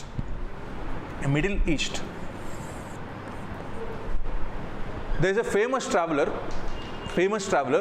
who has named this, all the West Asian countries are Middle East countries, by taking Europe as the base. Europe ni basis ga తీసుకున్నాడు, Asian కాదు. He took Europe as the base. That's why he called it Middle East. When you take Asia as the base, West Asia. When you take Europe as the base, Middle East. Okay? Now,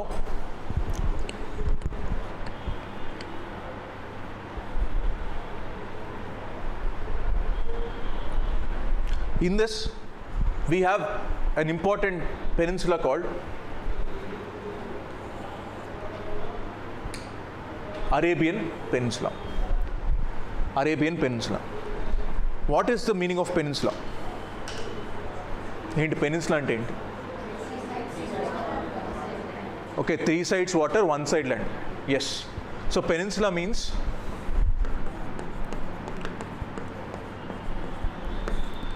three sides water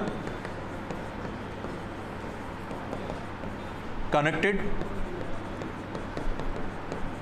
by one mainland.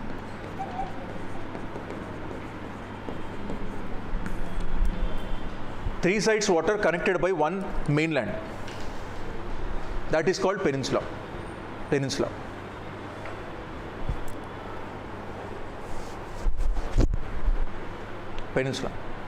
Now, Arabian Peninsula, the major countries, Saudi Arabia.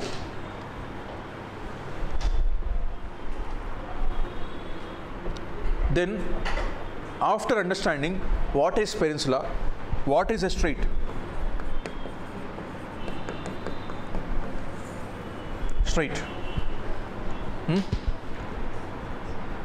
What is a strait? Strait అంటే ఏంటి? మీరు చదువుంటారు కదా, straight of హార్ముజ్లో ఇది జరుగుతుంది. Strait అంటే ఏంటి? So yes, it is a narrow. So this is a narrow water body connecting two large water body.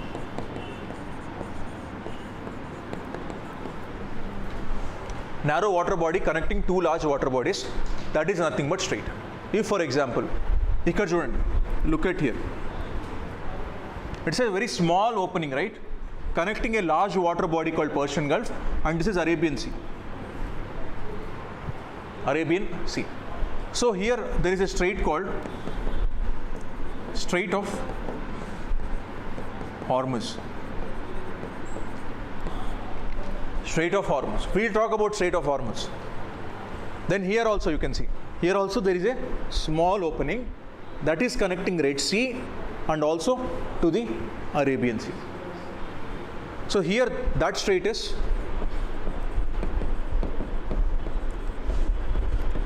the Bab al Mandab Strait. Bab al Mandab Strait.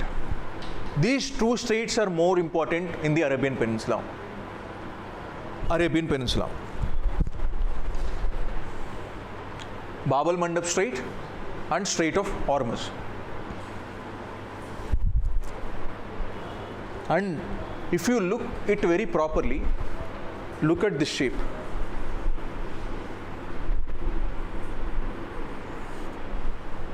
ఎలా ఉంది ఆ shape? Shoe. So the Arabian peninsula is a shoe shaped. Shoe shape. Okay, now we go to the Strait of Hormuz, which is the most important strait. Strait of Hormuz.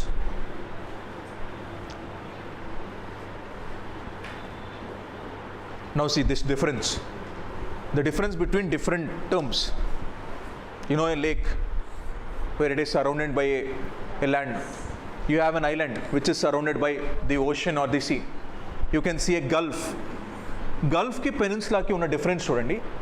See, Gulf is the one that there will be inside. Adi lopalki open up avutundi. Here you can see a land which is coming out. Gulf Peninsula common ga use chestha terms. But a difference student. Here there is opening like this. The opening will be outside in the water body for the peninsula. And bay is also like a gulf. And you see the strait. So this is a narrow water body. And isthmus. See, isthmus ki strait ki unna difference student. Isthmus is the one which is a narrow land connecting two water bodies. It's a very narrow land connecting two water bodies. There is an isthmus called Isthmus of Kra. Isthmus of Kra, K-R-A, Kra, which is connecting Andaman Sea with Pacific Ocean. Allah, there are so many isthmus. Okay.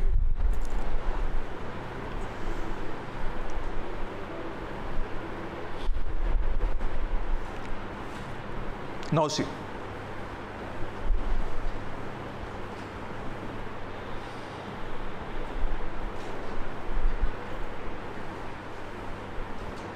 Now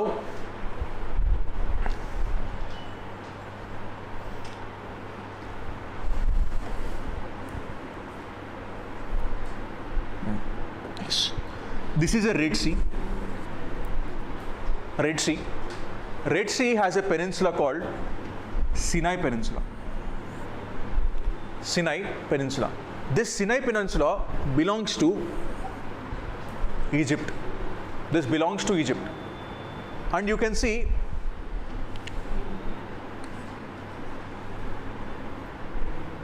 here there is a canal called Suez Canal. And here also you can see a gulf called Gulf of Aqaba.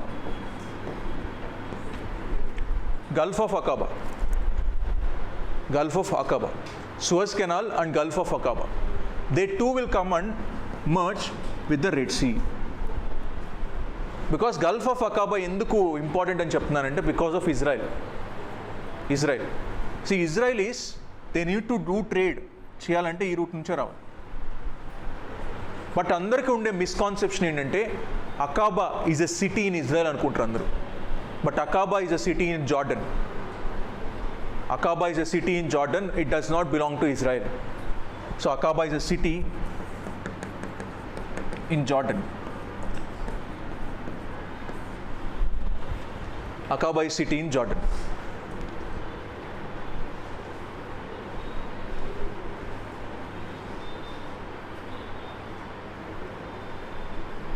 Now,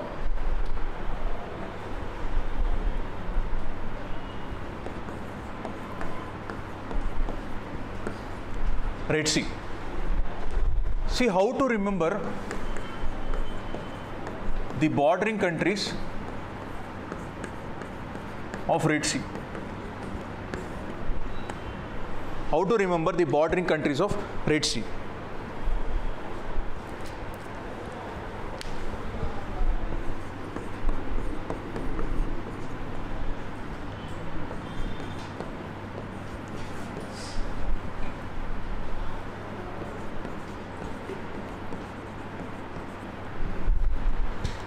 The seeds of joy in Yemen.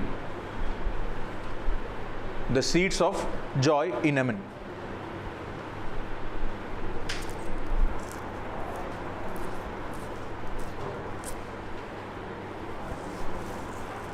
The seeds of joy in Yemen. ఈ mnemonic use చేసి you can remember things. The bordering countries of Red Sea. The seeds of joy in Yemen. Now look here. Yes. S is for Saudi Arabia. E for Eritrea. E for Eritrea. So SCEDS, seeds.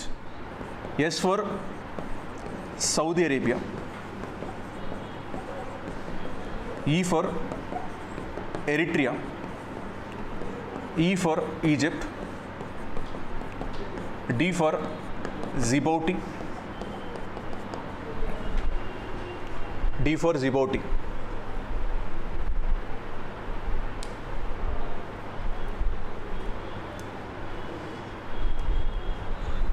D for Djibouti. So S for Somalia,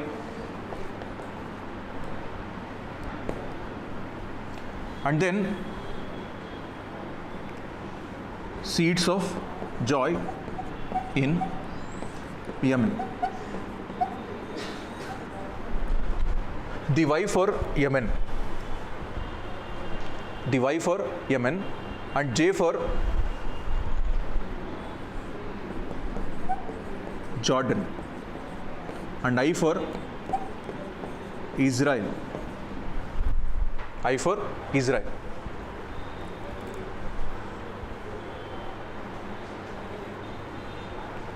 Okay, these are all the countries that are bordering the Red Sea. Red Sea. ఇప్పుడు గుర్తుంటాయా లేదా మర్చిపోదరా?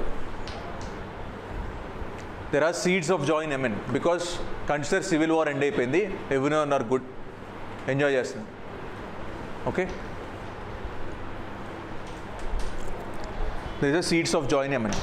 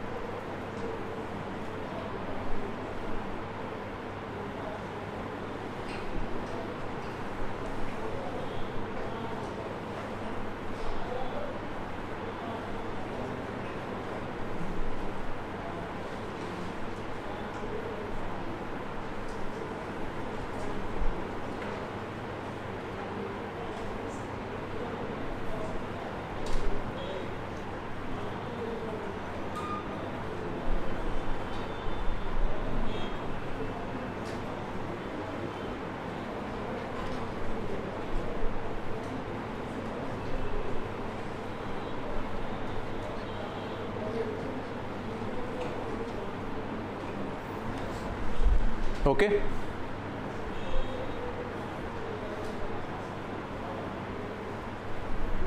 now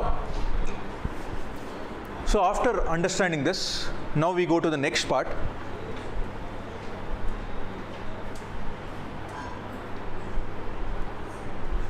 The most important country which was there in news, Israel.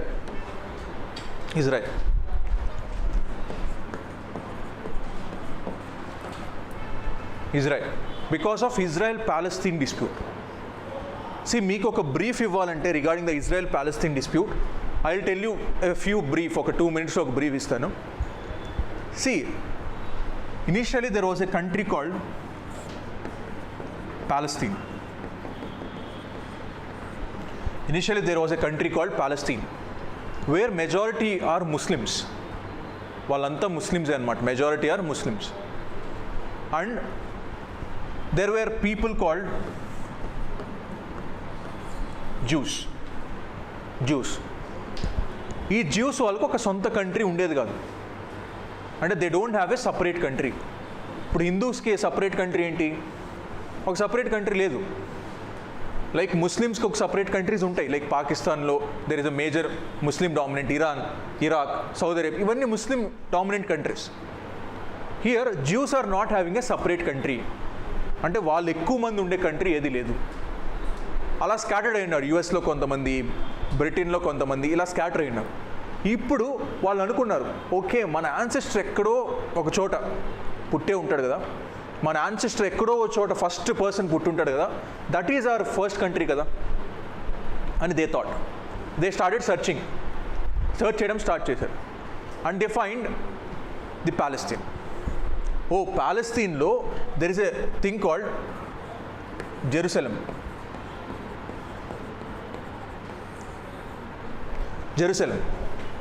అక్కడ మా జ్యూస్కి సంబంధించిన first person పుట్టాడు కాబట్టి అదే మా origin country, కాబట్టి మేమంతా అక్కడికి వెళ్ళిపోతాం అని పట్టుకొని కూర్చున్నారు. But you know the world war one, who was the person who was dominate in world war one? World war one dominate చేసిన పర్సన్ ఎవరు? Not the country, person. Hitler. Sorry, World War II, Hitler. See, World War I, there was a dominance of US. US was majorly dominant. Britain was not majorly dominant. But World War II, Britain became dominant.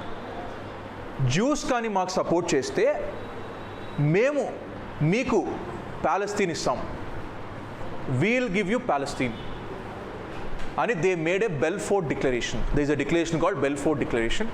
ఆ declaration ప్రకారం మీరు కానీ మాకు support ఇస్తే, because Jewish people were very rich, they were very rich, మీరు కానీ మాకు support చేస్తే మీరు అనుకున్నట్టు ప్యాలెస్తీన్ మీకు ఇచ్చేస్తాం అని ఒక అగ్రిమెంట్ సైన్ చేసుకుంటారు Britain. And after world war II is over, now it's time they should give back the Palestine. But they said will not give. ఇప్పుడు all the Jewish, you know the Hitler also was the one of the culprit. Hitler ఏం చేస్తాడంటే, there was the mass killings, mass extortions of Jewish people. అంటే ఎక్కడెక్కడ juice ఉన్నారో వాళ్ళందరినీ తీసుకొచ్చి మంటలో కాల్చేయండి అని చెప్తాడు. జరుగుతుంది, అందరినీ తీసుకొచ్చి కాల్ చేస్తాడు. నౌ వాళ్ళకి సింపతి యాడ్ అని, they got this sympathy. Now ఇప్పుడు వరల్డ్ వార్ గెలిచిన తర్వాత మేము మీ కంట్రీ వెనక్కి ఇచ్చేస్తాం, మీ ఆరిజిన్ కంట్రీకి వెళ్ళిపోవచ్చు అని చెప్తారు. Now they come to the Palestine. But ప్యాలెస్తీన్లో ఆల్రెడీ ఉన్నారు పీపుల్, వాళ్ళు ఎన్నో సంవత్సరాల నుంచి ఉన్నారు. How can some new person come and take over the territory? అప్పుడు జరుగుతుంది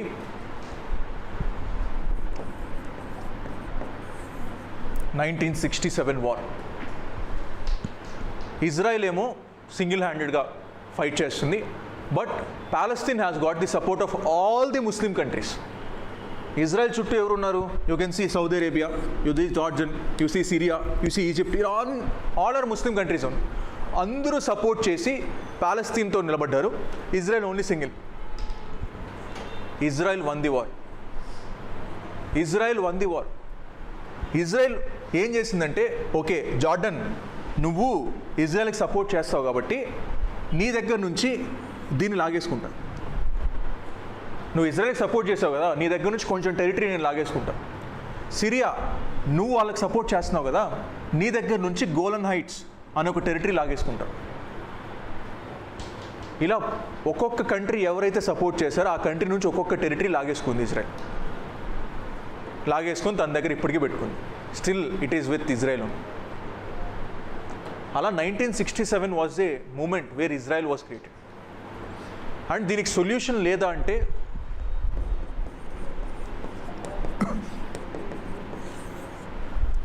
United Nations declare two state solution.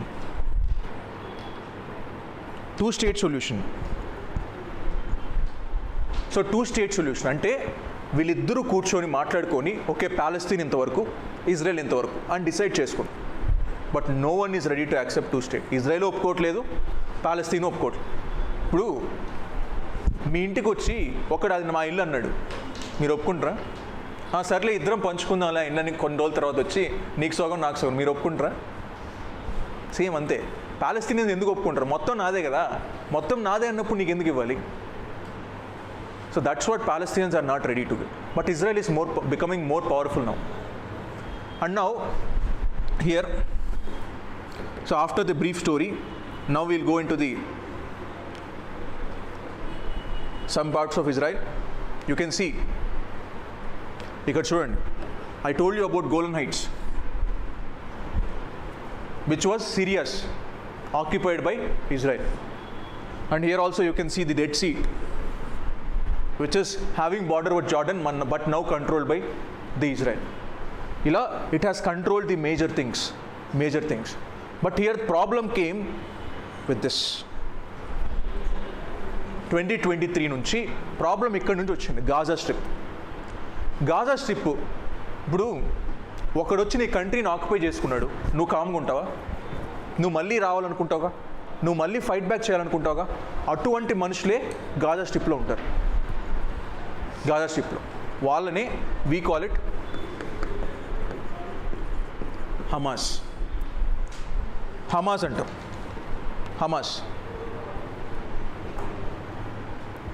Hamas వాళ్ళు they want to regain the Palestine control. ప్యాలెస్తీనే కంట్రోల్లో ఉండాలి మొత్తం ఆ టెరిటరీ అంతా అని they want to regain the control. వాళ్ళు అటాక్ స్టార్ట్ చేస్తారు ఇజ్రాయెల్ మీద అటాక్ స్టార్ట్ చేస్తారు. So they have started the attack on Israel. అప్పటి నుంచే this war have started and now still it is going on. There is no peace in Israel and Palestine. మధ్యలో Trump వచ్చి నేను piece తీసుకొస్తానని చెప్తాడు, కానీ అది జరిగే పనులు కాదు. అది ట్రంప్కే తెలియాలి ఎంత పీస్ వచ్చిందో. So now when it comes to the places which are important, the places which are important. The first place where the attacks have actually happened, you can see there is a place called Tel Aviv, which is a port in Israel. Tel Aviv is a port in Israel. Tel Aviv.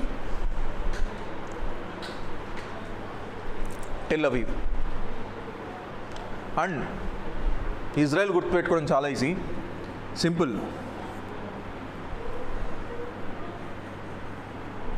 ఇదేంటిది? Ice cream కదా. This is an ice cream cone, right? Consider ice cream బాగా నచ్చింది, నేను కొంచెం lick చేశాను, కొంచెం తిన్నాను. Automatically this will become like this, that will become like that. So now this place where I have licked,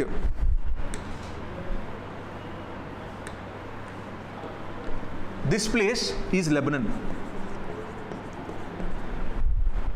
The place where I have licked, అందుకే L for Lebanon. And the place where the ice cream is still present, Syria, because small amount is present ice cream, small for Syria. And the major part is Jordan. Here there is major part is Jordan. And here there is Egypt. That's how you remember things in Israel. That's how you remember things in Israel.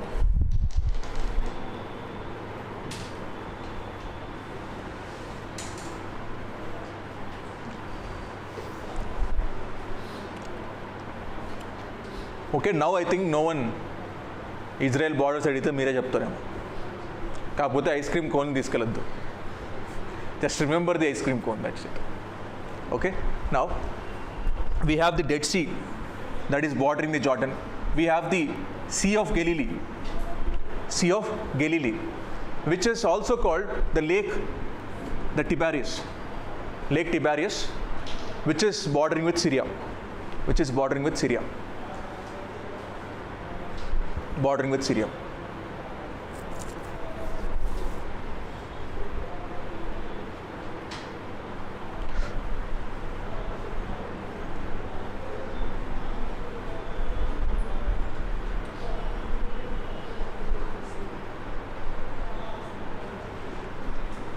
Now, look at Palestine.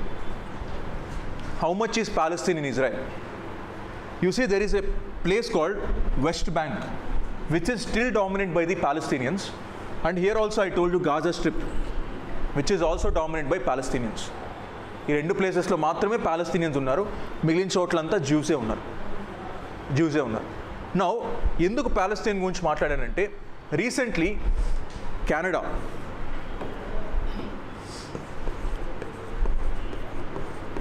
Australia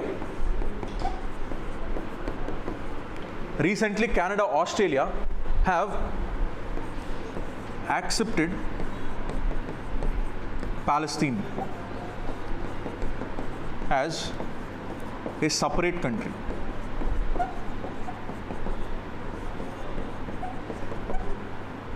They have accepted Palestine as a separate country. Separate country గా accept చేశారు. But problem ఏంటంటే, country వాళ్ళదే, ఇంకొకరు వచ్చి అది నీ country అని accept చేయాల్సి వస్తుంది.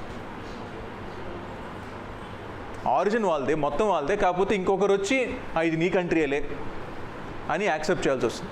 అలా there are more than 140 United member nations who have accepted Palestine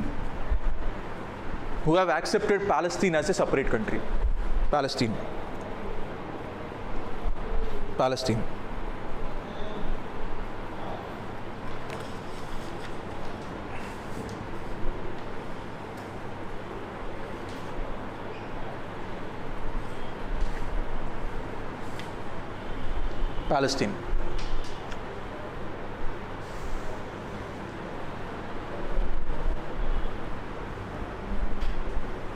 Now see, there are few lines which are most important. One is yellow line.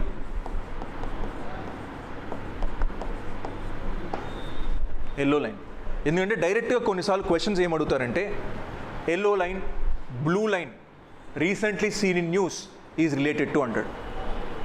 లేకపోతే blue line which is recently seen in news is related to అని 4 options ఇస్తాడు. So yellow line, you see the yellow line. This is a line. Yellow line.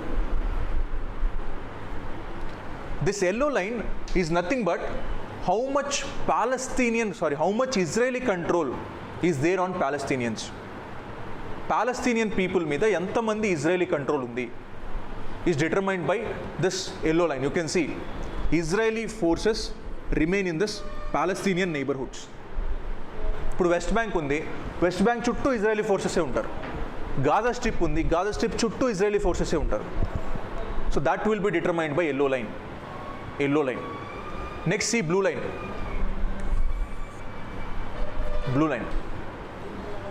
The blue line is between Israel and Lebanon. Israel and Lebanon కి మధ్యలో you have a blue line. But the problem is, మీరు న్యూస్లో చూసారో లేదో తెలీదు, when USA said there is an Iran peace process going on. USA said Iran peace process జరుగుతుంది అని. But Israel said I will not stop attacking Lebanon. నేను లెబనాన్ని attack చేయడం ఆపను. Even though peace process has been going on between US and Iran, Israel said we will not stop attacking Lebanon. Why? What is happening between Israel and Lebanon? Why it didn't want to stop attacking Lebanon?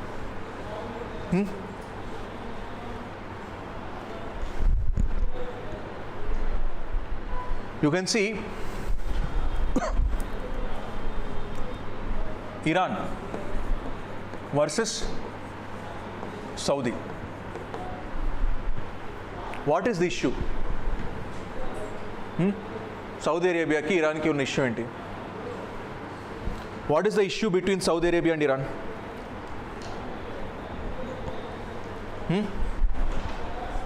What is the issue?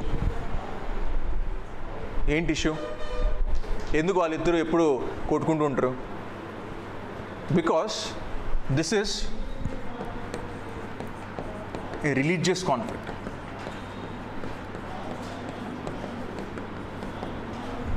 Because ఎలా అయితే when you read about Buddhism, Mahayana, Hinayana, అలా 2 సెక్ట్స్గా divide చేస్తారు కదా, sect లాగా.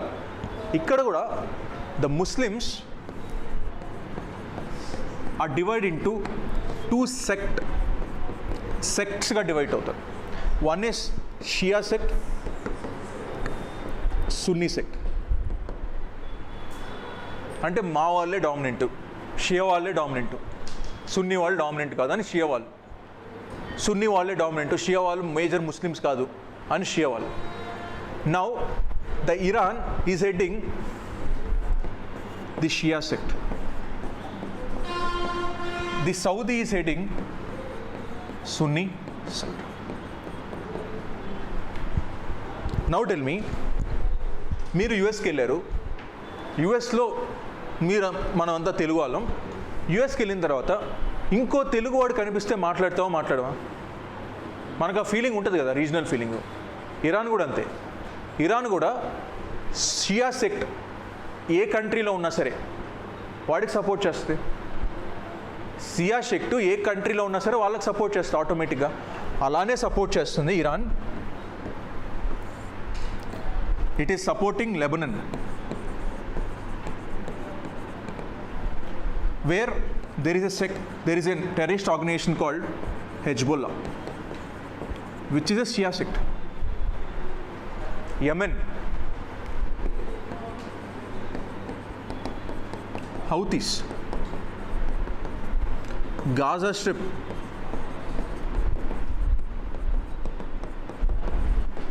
Hamas. ఇలా వీళ్ళు ముగ్గురు షియా సెక్టే. వీళ్ళ ముగ్గురు టెర్రరిస్ట్ ఆర్గనైజేషన్కి ఫండింగ్ ఇచ్చేది ఇరానే.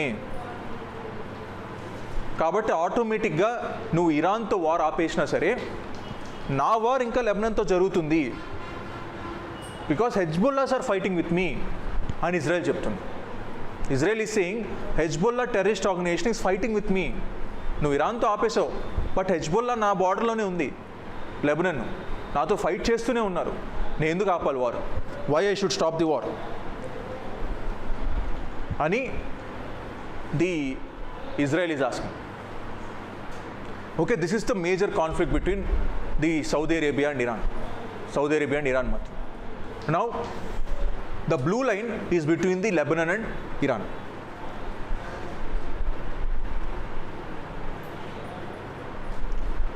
Now see, there is a Morag axis. There is an axis called Morag axis. Morag axis. Morag axis. Morag axis అంటే ఏంటంటే, Morag is a place which is an Israeli settlement. ప్రీవియస్గా ఇది ఒక Israeli settlement. This strip is Gaza strip. ఇంతకుముందు వరకు ఎలా ఉండేదంటే, when you look at the map, when you look at here, ఇక్కడ నుంచి I want to go to Israel. ఆ గాజా స్ట్రిప్లోనే నేను ఇజ్రాయెల్కి వెళ్ళాలి. It's very difficult, right? This is controlled by Hamas. నేను వెళ్ళలేను. How can you reach? నేను ఇక్కడ నుంచి ఇక్కడికి వెళ్ళాలి, లేకపోతే ఇక్కడ నుంచి ఇక్కడికి వెళ్ళాలి. It's very difficult. అందుకనే the Israel is building this Morag access, where you can see Morag, which is a former settlement of Israel, and they want to build an access towards the Mediterranean Sea, bypassing the Gaza Strip. Gaza Strip ni bypass chesi they want to create an access, create cheyalanuntunnaru. Next, there is a line called Green Line. Green Line. See West Bank అని మనం ఒక territory చూసాం ఇక్కడ. We have seen a West Bank. ఈ West Bank చుట్టూ fences కడతారు. They are trying to build fences చుట్టుపక్కల West Bank చుట్టూ. Israelis are doing it. That is called Green Line. Green Line. Okay, Yellow Line, Blue Line, Green Line, Morag axis. ఈ 4 లైన్లో ఏదైనా అడగచ్చు question. Okay,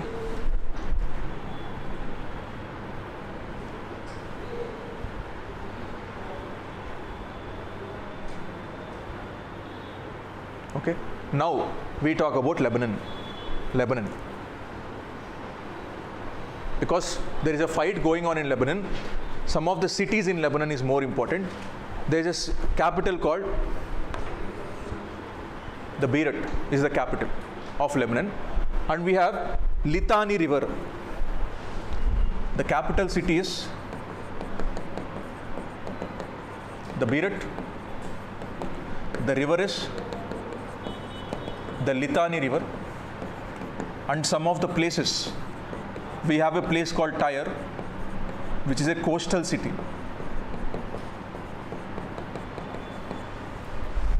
Coastal city. And we have the Bekaa Valley, which will connect the Lebanon mountains and anti-Lebanon mountains. The Bekaa Valley.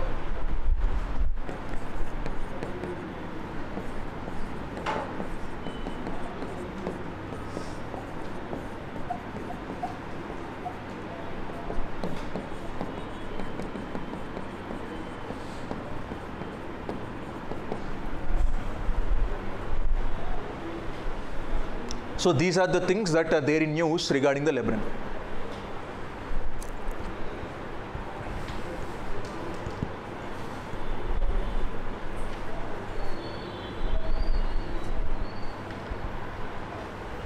Okay, see, from here to here, this whole place is controlled by Hezbollah. మనకు బెయిరట్ south నుంచి Israel దగ్గర వరకు it is dominated by Hezbollah. ఆటోమేటిక్గా వాళ్ళ మీద fight అనమాట Israel. Okay,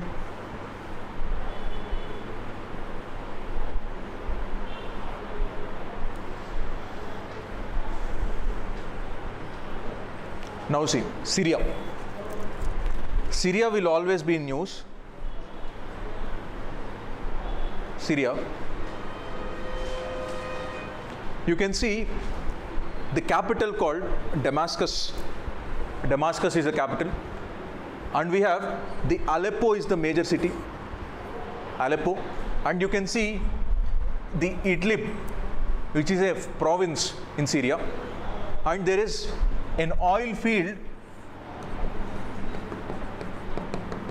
called Deir ez-Zor. Deir ez-Zor is the oil field. Because there was a question in 2018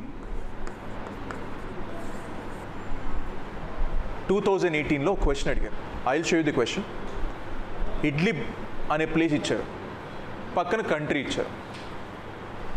Aleppo అనే place ఇచ్చారు, పక్కన కంట్రీ ఇచ్చారు. You need to remember, because that were conflicting Jones.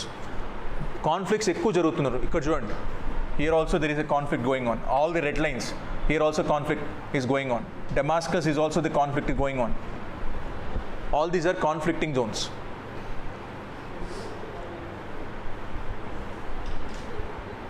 Okay, so that is about Syria.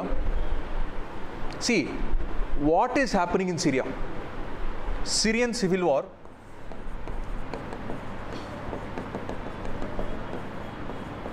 Syrian civil war. ఎందుకు సిరియాలో conflicts నడుస్తున్నాయి? Why Syria conflicting zone? It is not because, it is because of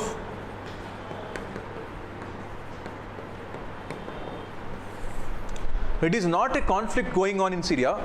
It is an indirect conflict going on between USA and Russia. USA ki Russia ki unna indirect conflict anamata. It is not the actual conflict of Syria. Okay, al-Bashar government. Al-Bashar ani, there was a person who is in the throne which is Russian dominated, అంటే రష్యాకి సపోర్టివ్గా ఉంటాడు. USA doesn't like it. They want to remove him from the throne. And tanu conflict jarugutu untundi between the faction of USA and Russia's faction. That is Russian civil war, simply saying.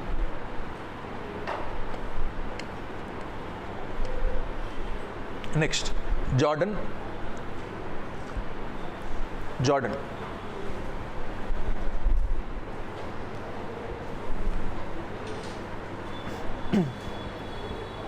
Jordan. You can see the capital as Amman. Amman is the capital of Jordan. And I already told you the Dead Sea, which is bordering the Israel, is with the Jordan. And there is a site called Tower 22. There is a site called Tower 22. Tower 22, which is near to Iraq and Syria. Here, this place, especially the place which is here.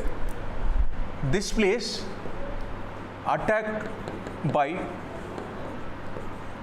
Iran. This has been attacked by Iran, but why?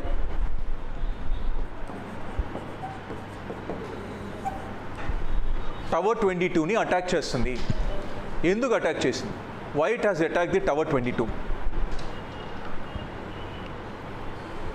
You can see the Chinese satellite images reveals US has fully deployed THAAD systems at Jordan's the Muwafaq Salty Air Base. The Muwafaq Salty Air Base అంటే USA base అక్కడ ఒకటి ఉంది. అందుకని the Iran have targeted the US air base, the Muwafaq Salty Air Base. అందుకని అక్కడ Tower 22 ని attack చేస్తుంది అన్నమాట. This is the air base, the Muwafaq Salty Air Base.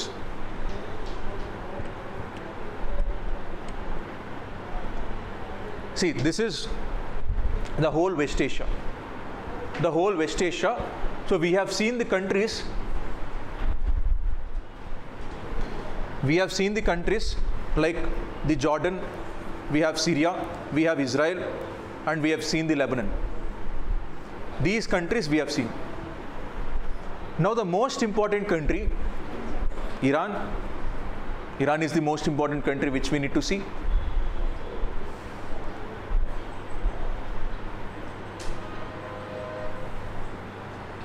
See, now when it comes to the Iran, we need to talk about Persian Gulf. Persian Gulf. In the Persian Gulf, I told you there is Strait of Hormuz. Strait of Hormuz. But looking at this, tell me, దీన్ని చూసి చెప్పండి జాగ్రత్తగా. This is Persian Gulf. This is Arabian Sea. This is Strait of Hormuz. Strait of Hormuz is between which two countries? A two countries మధ్యలో ఆ straight? Okay, ఆ తప్పు చేస్తారని I have brought this map. Now tell me,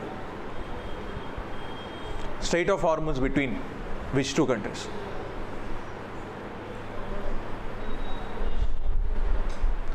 It is between the Iran. There is a small part you can see here which does not belong to UAE, which belongs to Oman. అందుకే చూడండి, colour differences చూడండి. కింద Oman colour is given there. there is a small part of Oman which is connected to the ocean that does not belong to UAE. That's why Strait of Hormuz is between Iran and Oman. It is not between Iran and UAE. మీ కోసం option Iran and UAE అని కూడా ఇస్తాడు. It is not between Iran and UAE. It is between Iran and Oman. ఒమాన్కి ఇరాన్కి మధ్యలో. And there is a peninsula called Musandam Peninsula. Musandam Peninsula of Oman, which is bordering the Strait of Hormuz. Okay. So here we're talking about Strait of Hormuz. It is between Iran and Oman. Iran and Oman. And we have a peninsula called Musandem Peninsula.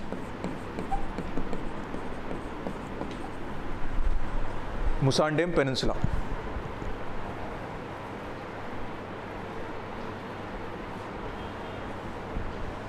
Musandem Peninsula.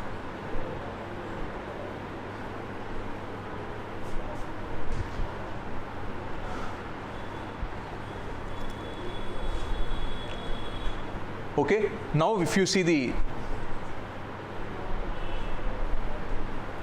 importance of Strait of Hormuz,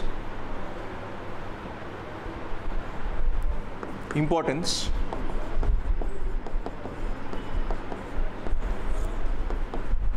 now tell me, what is the importance of Strait of Hormuz? ఎందుకు Strait of Hormuz important? ఎందుకు అక్కడ ఆపేస్తే ఇక్కడ LPG ప్రైజులు పెరిగాయి? Because approximately 30% of oil trade happens through this route. ఈ route నుంచే oil trade జరుగుతుంది. ఆయిల్ ట్రేడ్ ఇక్కడ నుంచే జరుగుతుంది. Okay, now along with this the 60% of the LPG or LNG comes from this route. LPG or LNG comes from this route.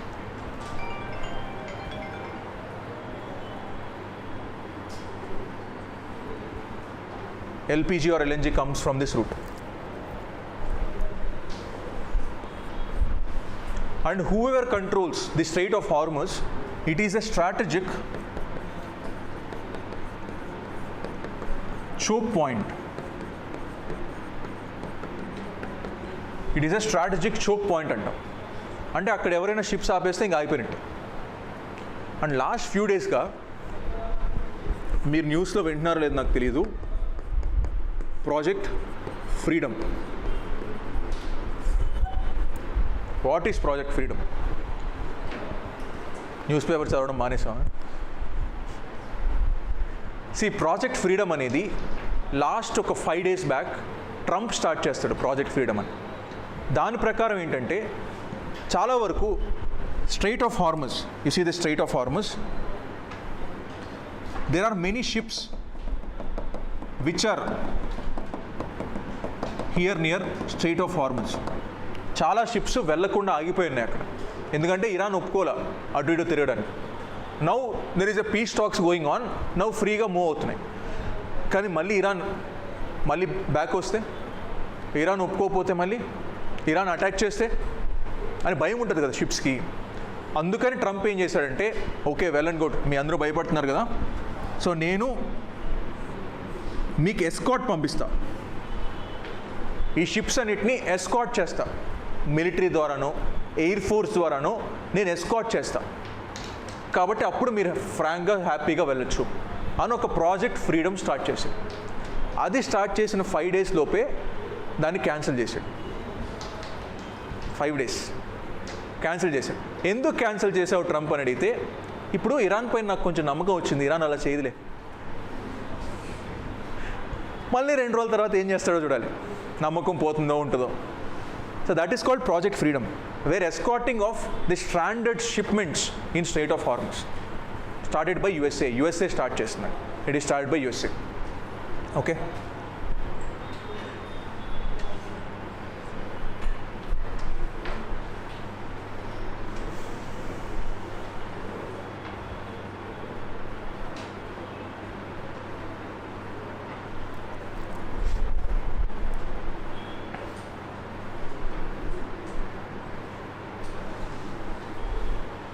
now see, regarding the Iran, first we'll talk about Iran.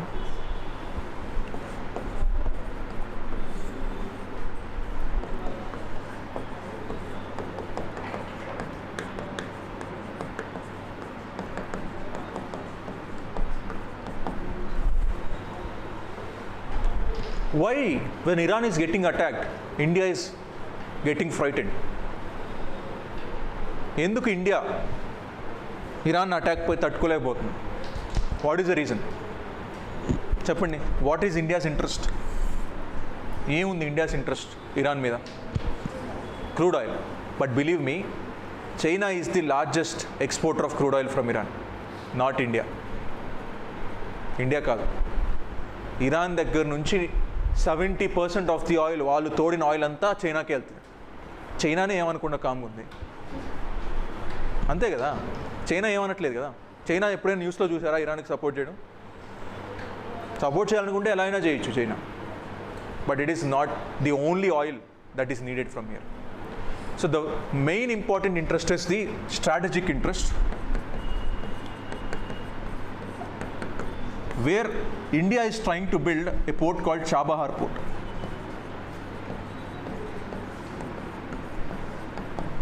Chabahar port build చేద్దామని try చేస్తుంది, ఒక port build చేద్దామని try చేస్తుంది. So when you see the Chabahar port,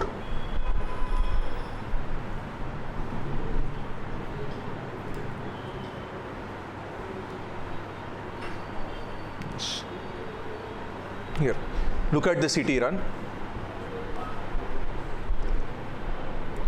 This is India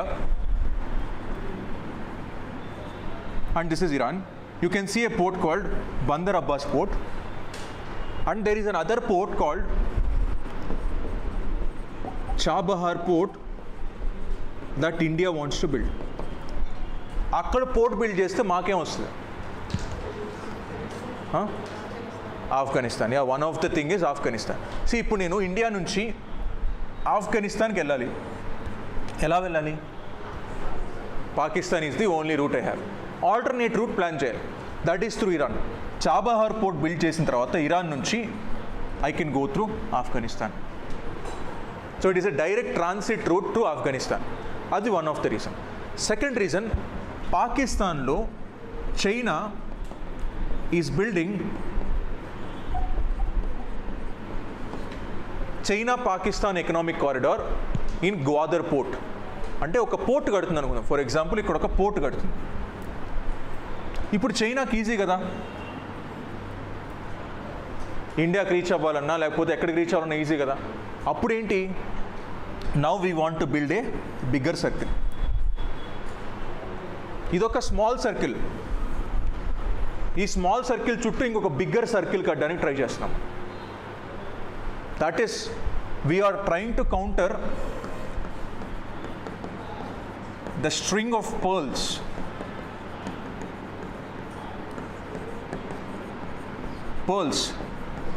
of China. String of pearls అంటే simple. ఇప్పుడు for example నేను ఈ place నుంచి ఈ ప్లేస్కి వెళ్ళాలి. So I will be building a route. So there is a string of pearls. ఇప్పుడు India ఎక్కడెక్కడ ఉంది, నేను ఇండియాకి కూడా రీచ్ అవ్వగలను ఈజీగా. ఇప్పుడు ఇండియా ఏం చేస్తుందంటే, నేను ఇక్కడ కడతా పోర్టు, సో దట్ నా pearl is more larger. So I have more influence, I have more outreach. That is called string of pearls ni counter cheyadam. You are trying to counter this string of pearls. That is the second reason why Iran is important. The first reason is Chabahar port. The Chabahar port acts as an alternate route to Afghanistan.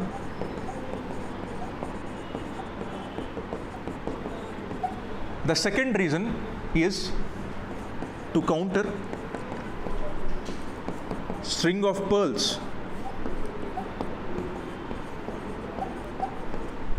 to counter string of pearls. String of pearls.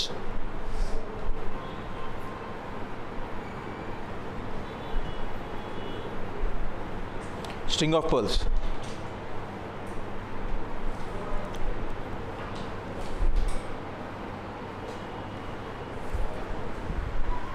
Okay, that is a strategic interest.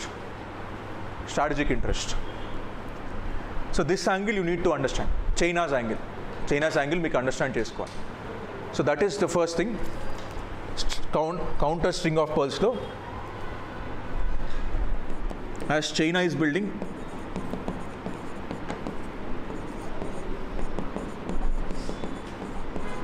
China Pakistan economic corridor. This is called CPEC. China Pakistan economic corridor, CPEC.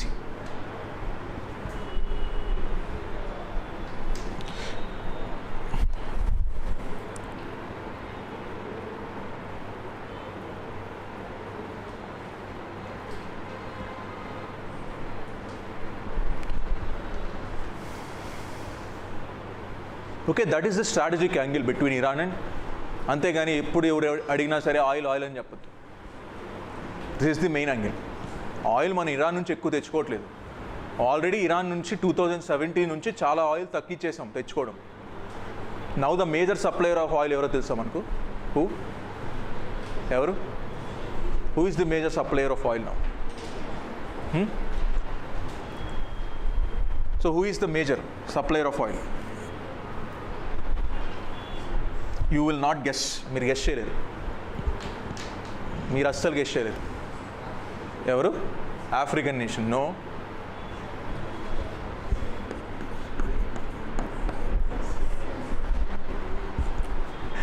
See, previously during COVID time,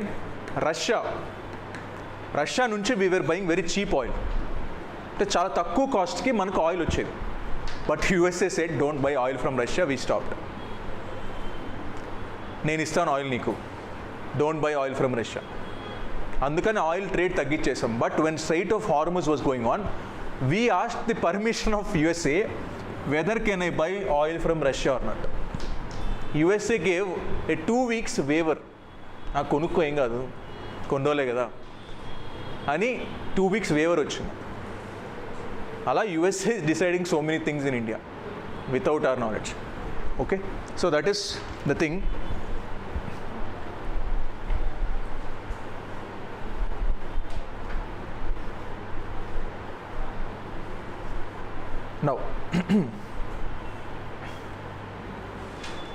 Now there are Persian Gulf countries which you need to remember.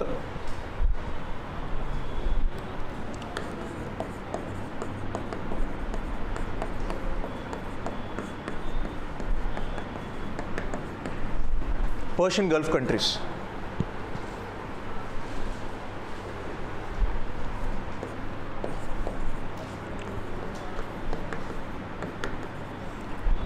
So Iraqis in Saudi, Kuwait. Iraqis in Saudi, Kuwait brought UAE, Yemen goods. Iraqis in Saudi, Kuwait brought UAE, Qatar goods. Qatar goods.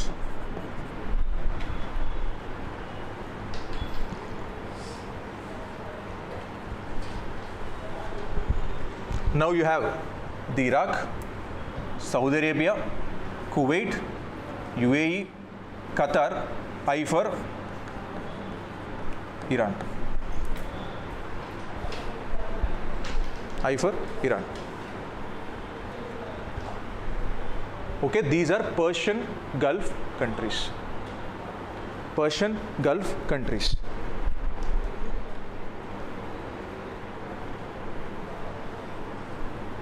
Persian Gulf countries.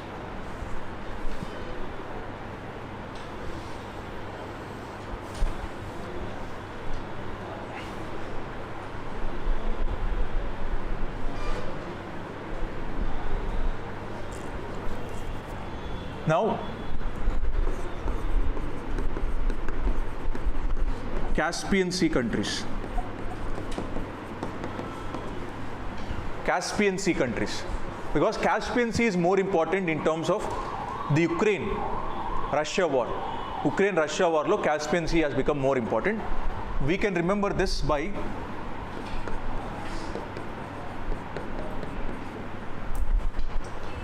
what is today's Tariq?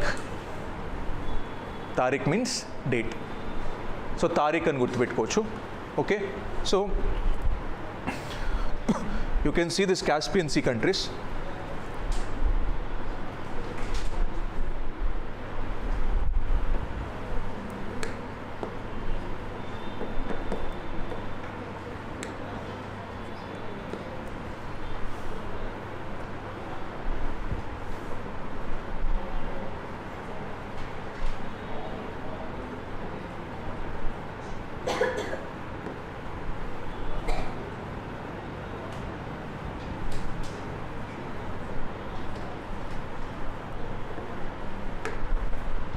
Now see, so when I talked about this Caspian Sea, I told you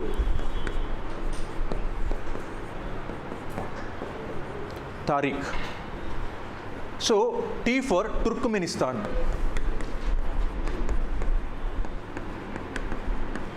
T for Turkmenistan. Then A for Azerbaijan.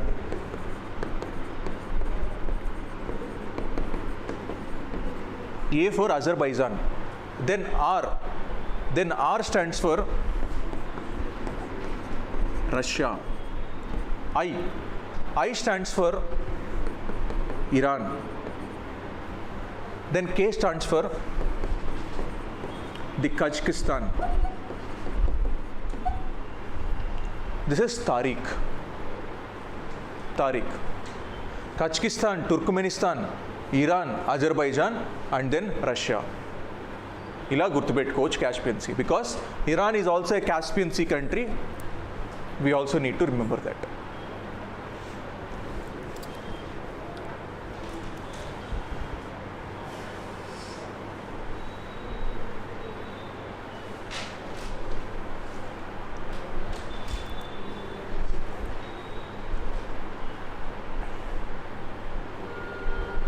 Now, after understanding Iran, this conflict has been in news since last 10 years. Last 10 years kana 20 years ani cheppochu. Azerbaijan, Armenia. You can see the Armenia here. You can see the Azerbaijan here. Ee renditi madhya there was a conflict going on.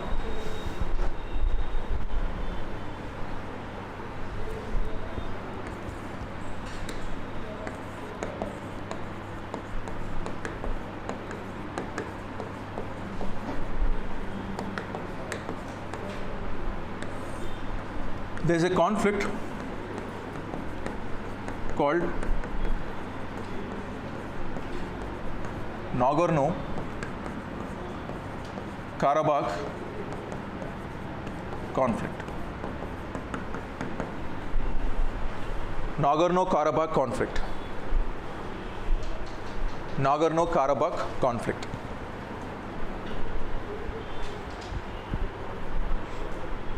Nagorno-Karabakh conflict. You can see that's a place, oka place name adi, Nagorno-Karabakh. You can see here.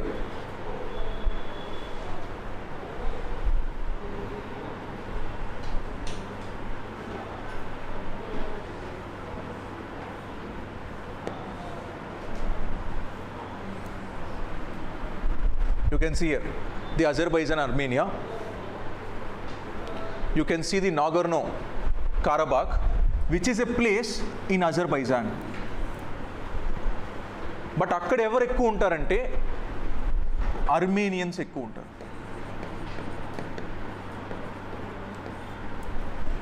Armenians ekku untaru.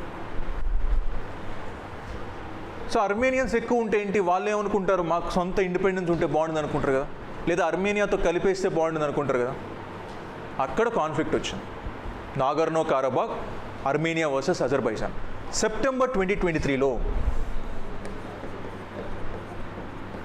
there was a war that have started between Armenia and Azerbaijan. All the Armenians fled. All the Armenians fled to Armenia. అక్కడ ఉన్న ప్రతి ఒక్కరు పరిగెత్తుకొని అర్మేనియాకి వెళ్ళిపోయారు. Now that is controlled by Azerbaijan. ఇప్పుడు Azerbaijan control చేస్తుంది. So ఎలాగో మనం సక్సెస్ అయ్యాం కదా, ఇంకో ప్లేస్ కొట్టేస్తే ఎలా ఉంటుంది అని now Azerbaijan is thinking. So that's where Nakhchivan. So there is this place called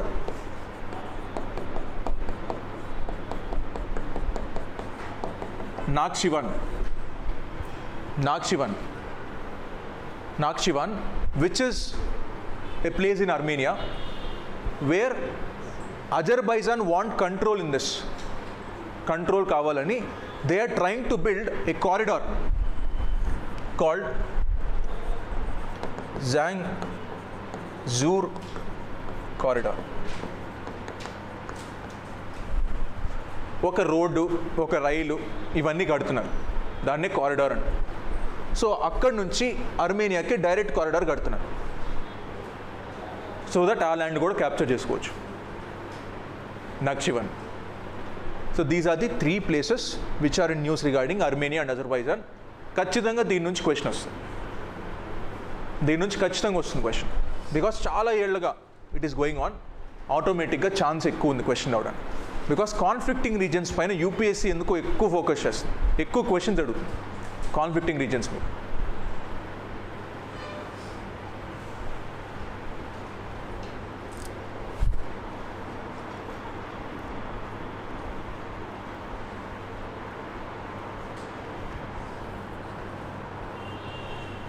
Conflicting regions. Okay. Now we'll see one question on this conflicting regions.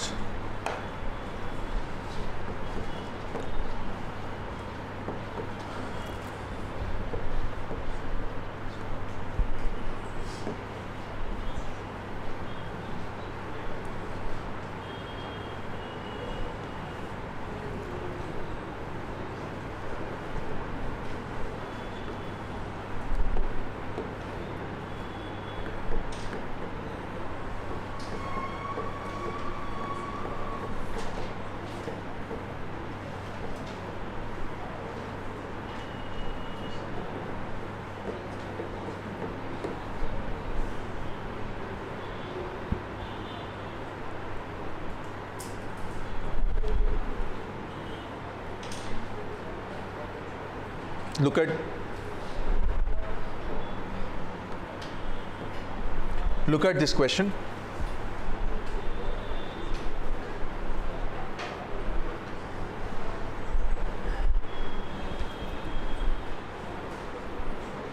The place and the country.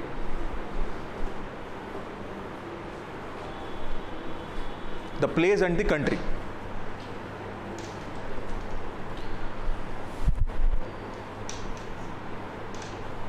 Janu. Okay.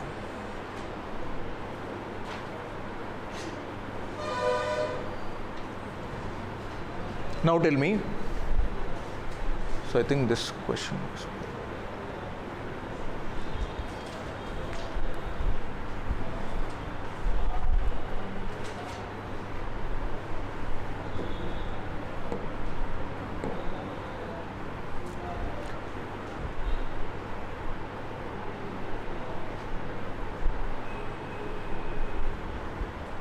Now tell me, what is the answer?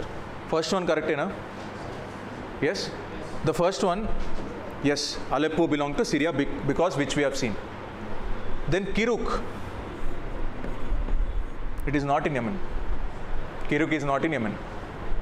The Mosul is also not in Palestine. Next, the Mazar-i-Sharif, that is there in Afghanistan. So ila aa time lo, it was in 2018, these places were in news. Afghanistan sambandhinchi Taliban sambandhinchi news undi. Then again Mosul ki sambandhinchi Kirkuk Iraq sambandhinchi undi. Then Mosul Afghanistan ki sambandhinchi undi. There are news, aa places news lo unnai. Andukane direct question UPSC adigam, because places in news ante ive. Places in news ante conflict zones. Akkadi nunche questions adugutaru. Yes.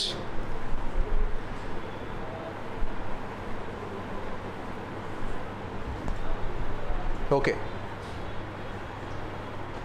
Now, some of your friends have asked me this doubt online.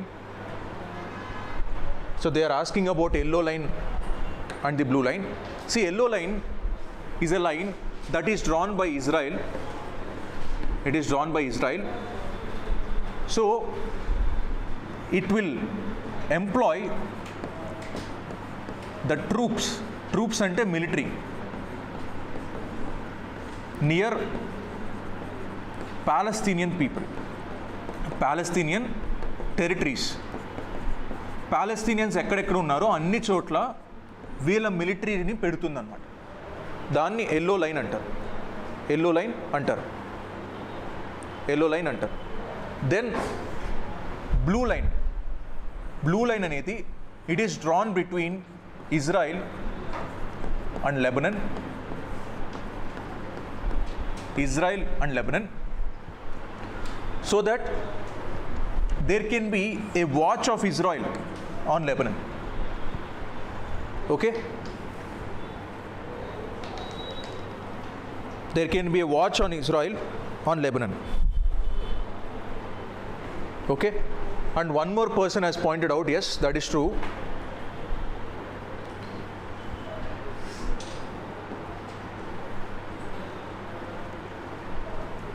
You can see the capital of Azerbaijan called Baku. Baku is the capital of Azerbaijan. The United Nations Framework Convention on Climate Change Conference of Parties meeting 29 has been held in Baku, Azerbaijan 2025 లో అక్కడ meeting జరిగింది. Environmental summit జరిగింది Baku, Azerbaijan. Okay.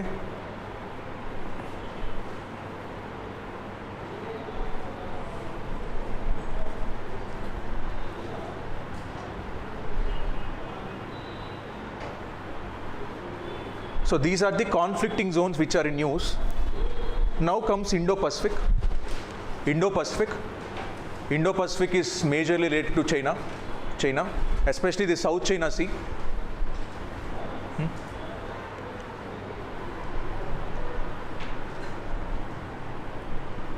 You can see here the Quad Summit 2026 India is hosting. అసలు quad summit host చేస్తుంది అంటే అసలు quad అంటే ఏంటో తెలియాలి. What is quad? See quadrilateral 4 sides కదా. క్వాడ్రిలేటరల్ అంటే 4 sides, పెంటగాన్ అంటే 5, ట్రైలేటరల్ అంటే 3. ఇది జనరల్ థింగ్. క్వాడ్ అని పేరు పెట్టారు అంటే 4 members కలిసి ఎవరో ఫామ్ చేశారు దీన్ని, 4 countries, అందుకే క్వాడ్ అని పేరు పెట్టారు. సో ఇప్పుడు చూడండి, the 4 countries is India, then US, Japan, Australia.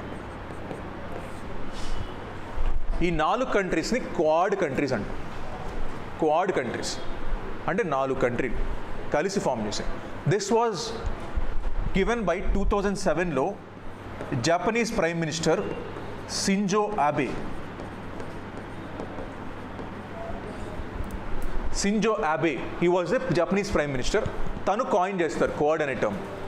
2007 నుంచి రెగ్యులర్గా మీటింగ్స్ జరుగుతున్నాయి క్వాడ్లో.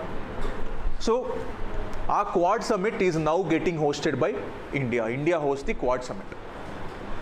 Okay, that's where there is the Trump participation. వస్తాడో రాడో తెలియదు ఇంకా. జనరల్గా యుఎస్ఏ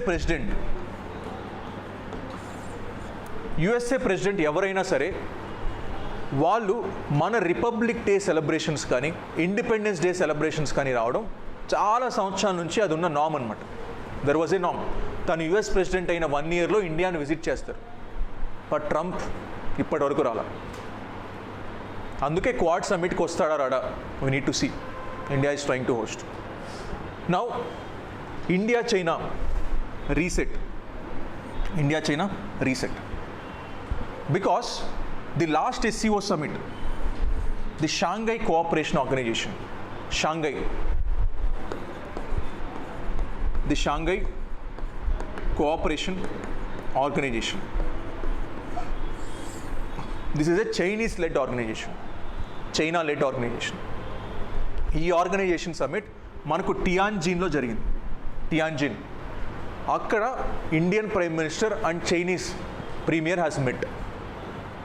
అక్కడి నుంచే కొంచెం ప్రోగ్రెస్ స్టార్ట్ అయింది, the moment in the relations between India and Pakistan, India and China. Okay, now there will be direct flights which will resume. Depsang and Demchok, there is a places Deepsang and Demchok which is present, that will be resumed. Akkada patrolling will be resumed. Okay, but here one thing which we need to understand, China's dominance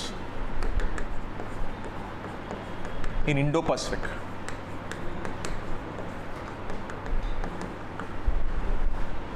China's dominance in Indo-Pacific in the form of South China Sea. South China Sea. Now, ఈ issue అర్థం కావాలంటే మీకు ఇది అర్థం కావాలి. Like for example, this India and this is 200 nautical miles and this is 24 nautical miles and this is 12 nautical miles. అంటే ఒక maritime boundary అంటే మనము ఎంతవరకు మన కంట్రీ కంట్రోల్లో ఉంటుంది ఆ ఓషన్ కానీ ఆ సీ కానీ అనేది is decided by this nautical miles. 12 nautical mile వరకు we call it territorial waters. అంటే అక్కడ మన రైట్స్ ఉంటాయి, ఏ కంట్రీ షిప్నైనా మనం అలో చేయొచ్చు లేకపోతే ఆపేయచ్చు. That is called territorial waters. Then comes the contiguous zone, 24 nautical miles వరకు. అక్కడ కూడా చాలా వరకు నీకే ఎక్కువ రైట్స్ ఉంటాయి. బట్ ఆఫ్టర్ 24 టిల్ పోస్ట్ 200 తర్వాత నుంచి ఓపెన్ వాటర్స్ అంటాం, ఓపెన్ సీజ్ అంటాం. అంటే అక్కడ ఎవరైనా తిరగచ్చు, ఎవరైనా ఏమైనా చేసుకోవచ్చు. This is defined by United Nations Convention on laws of seas, UNCLOS define చేస్తుంది. అంటే 200 నాటికల్ మైల్స్ తర్వాత ఎవరైనా ఫ్రీగా మూవ్ అవ్వచ్చు, ఫ్రీగా ట్రాన్స్పోర్టేషన్ చేసుకోవచ్చు. కానీ చైనా ఏం చేసిందంటే, you look at south China see.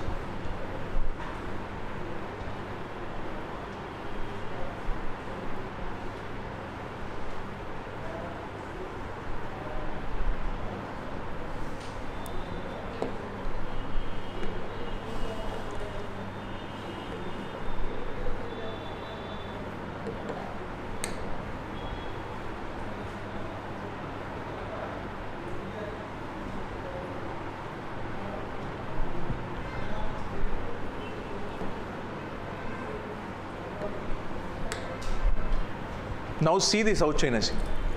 Where is South China Sea and where is in China?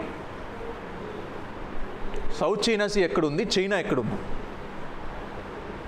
ఇక్కడెక్కడో China ఉంది, ఇక్కడెక్కడో సౌత్ చైనా సీ ఉంది. 200 నాటికల్ మైల్స్ వేసినా లేదా 12 నాటికల్ మైల్స్ వేసినా చైనాకి ఇన్ఫ్లుయెన్స్లోకి రాదు అది.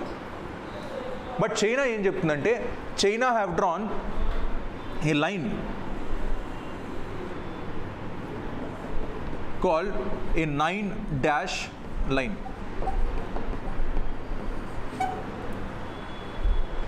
ఈ 9-dash లైన్ వరకు నాదే, ఈ 9-dash లోపల ఉన్నంత నాదే అని ఒక 9-dash లైన్ డ్రా చేసింది. సింపుల్గా వాళ్ళు చెప్తున్న థింగ్ ఏంటంటే, మా పూర్వీకులు ఎప్పటి నుంచో అక్కడ ఉన్నారు, అవన్నీ మావే. ఏమన్నా అంటే చైనా ఏం చేస్తుంది తెలుసా, ఎప్పుడో పాత మ్యాపులు తీసుకొస్తుంది. చైనా అదే చేసేది, అది మాదే, ఇది మాదే అని చెప్పడానికి. సో అలా 9-dash లైన్ డ్రా చేసి సౌత్ చైనా సీ అంతా నాదే అని they have captured the south China sea. Now ఆ చుట్టూ ఉన్న కంట్రీస్ కామ్గా ఉంటాయా? See this is Vietnam right, వాళ్ళకి ఇన్ఫ్లుయెన్స్ ఉంటుంది. దిస్ ఈజ్ ఫిలిపీన్స్ రైట్, వాళ్ళకి ఇన్ఫ్లుయెన్స్ ఉంటుంది. Here we have Brunei, Indonesia, right, వాళ్ళకి ఇన్ఫ్లుయెన్స్ ఉంటుంది because they have their own boundaries which are in south China sea, వాళ్ళ own maritime rights ఉంటాయి. అందుకే వీళ్ళంతా కలిసి ఎక్కడికి వెళ్తారంటే పర్మనెంట్ కోర్ట్ ఆఫ్ ఆర్బిట్రేషన్, అంటే ఒక ఇంటర్నేషనల్ ఆర్బిట్రేషన్కి వెళ్తాయి. అంటే చైనా చేస్తుంది తప్పు, మీరు డిక్లేర్ చేయండి, చైనాకి ఏ రైట్స్ లేవని. అది 2017లోనే డిక్లేర్ చేస్తుంది, ఎస్ చైనాకి ఏ రైట్స్ లేవని. బట్ చైనా ఒక మాట అంది, నీ మాట ఎవరు వింటారండి? చైనా ఒకటే అంది, నీ మాట నేను ఎందుకు వినాలి, నువ్వెవరు అసలు అని. China is not listening to the international courts also. That's what happening in south China Sea. ఎందుకు South China Sea is most important అంటే because here see this is India. India నుంచి గూడ్స్ అయినా, ఇండియన్ ఓషన్ నుంచి వచ్చిన goods అయినా, they need to travel through this route, right. ఈ route నుంచే travel అయ్యి it should reach in to this regions. అందుకే this is a major important reason called Malacca straight. Malacca straight. ఇప్పుడు ఇక్కడికి వెళ్తున్నాం, చైనాకి నాకు గొడవలు ఉన్నాయి, ఆటోమేటిక్గా ఏం చేస్తాను, ఈ షిప్ను ఆపేస్తా ఇక్కడ. అంటే పసిఫిక్ ఓషన్కి వెళ్ళే ప్రతి షిప్పు ఇప్పుడు చైనా పర్మిషన్ తీసుకోవాల్సిందేగా. ఇప్పుడు నేను ఇక్కడ నుంచి యుఎస్కి వెళ్ళాలి, ఫర్ ఎగ్జాంపుల్ ఇటు నుంచి యుఎస్కి చాలా దూరం కాబట్టి నేను ఇటు నుంచి యుఎస్కి పంపించాలి గూడ్స్ షిప్లో. ఇప్పుడు ఈ రూట్ నుంచే వెళ్ళాలి, ఆటోమేటిక్గా చైనా పర్మిషన్ తీసుకోవాలి వద్దా? చైనా ఓకే అంటేనే కదా వెళ్ళగలను, చైనాతో నాకు ఇష్యూ లేకపోతేనే కదా వెళ్ళగలను. That's what China is doing. It wants to control the South China Sea. It wants to control the trade that is sent to the America or the North America or South America. Pacific Ocean ni control cheyadaniki try chestunది. Okay, so that's why the dominance of China in the form of South China Sea is already there. So that's what China is planning in Indo-Pacific. కానీ USA ఏం చేస్తుందంటే, అసలు USA ఏం చేస్తుందో దానికే తెలీదు. USA is seeing India as a player to control the Indo-Pacific region. మనమే అనుకోవట్లేదు, ఇంకొకటి వచ్చి నువ్వు సూపర్ ప్లేయర్, అసలు నువ్వు ఆడితే ఇంక మ్యాచ్ ఖచ్చితంగా గెలుస్తావు అని మనల్ని పుష్ చేస్తారు. నాకే ఇంట్రెస్ట్ లేదు మ్యాచ్ ఆడడానికి, వచ్చి మళ్ళీ నన్నే పుష్ చేస్తారు. అలా యుఎస్ఏ ఏం చేస్తుందంటే, ఇండియా నీకు తెలుసా చైనా ఏం చేస్తుందో, సో రేపటి నుంచి నువ్వే పెద్ద ప్లేయరు, చైనా నువ్వే డామినేట్ చేస్తావు అని మనల్ని ఇంక్లూడ్ చేసి క్వాడ్ ఫామ్ చేసినందుకు. క్వాడ్ ఫామ్ చేసినందుకే to build open and free Indo-Pacific region. Open free Indo-Pacific అంటే ఓపెన్గా ఎవరైనా వెళ్ళగలగాలి, ఫ్రీ నావిగేషన్ ఉండాలి. అందుకనే క్వాడ్ ఫామ్ చేసాం. క్వాడ్ అందుకే మీరు చూడండి ఇక్కడ, when I was making you to look at the PPT, look at here.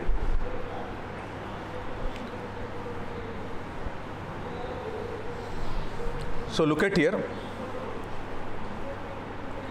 Here maritime security and supply chains. Quad యొక్క మెయిన్ ఏం చూడండి, maritime security and supply chains. అంటే ఆ south China sea especially Pacific ఓషన్లో maritime security ఉండాలి.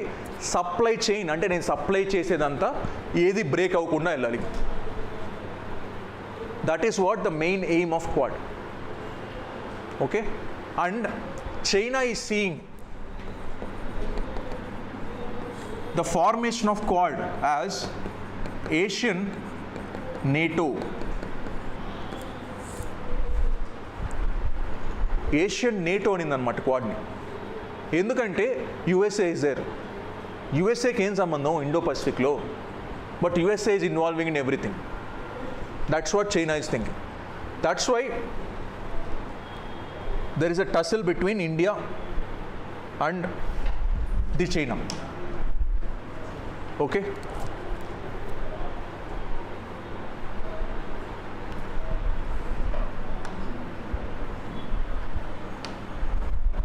now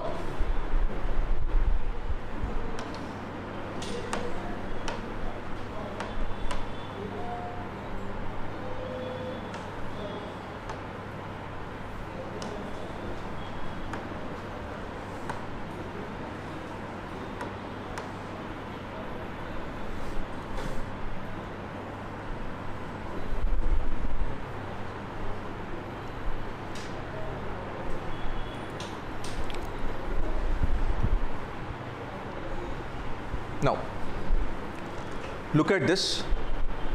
We have discussed about SCO, the Shanghai Cooperation Organization. 2026, Tianjin in China, it has got held, and where Indian Prime Minister and the Chinese Premier has met, and that reset of ties has happened. And we have also discussed the Quad 2026 summit will be hosted by India. But there is a thing called G20. G20, the group of 20 countries. Group of 20 countries.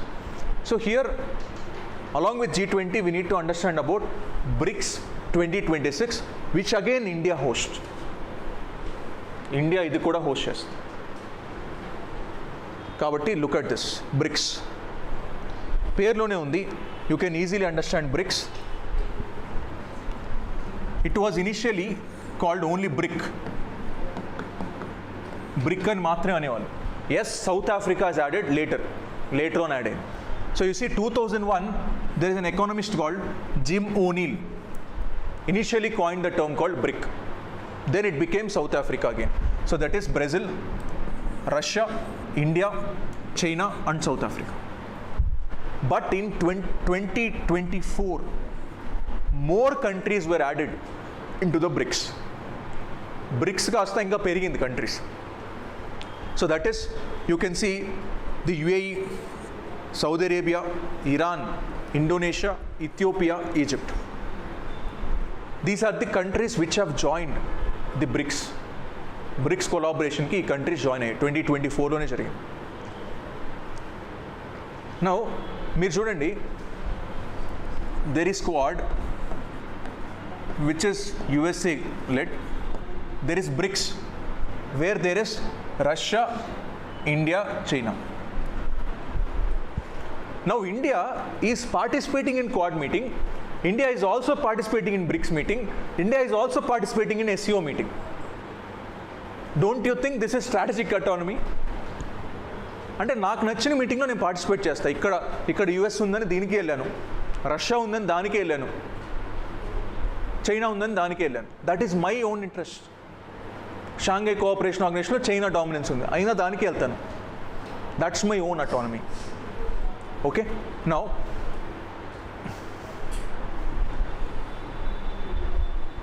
look at the Shanghai Cooperation Organization. 2001 it has been formed and India was not a founding member. 2017 India Pakistan ni join chestarannata. They become members in 2017. Until then India and Pakistan were not members. So you can see the recent members like Iran and Belarus, which has also become the member of Shanghai Cooperation Organization. Okay, now see the Quad. India will hold the Quad. I told you 2007, the Japanese PM Shinzo Abe proposed the quadrilateral security dialogue. Okay, yeah, I told you, free, open Indo-Pacific.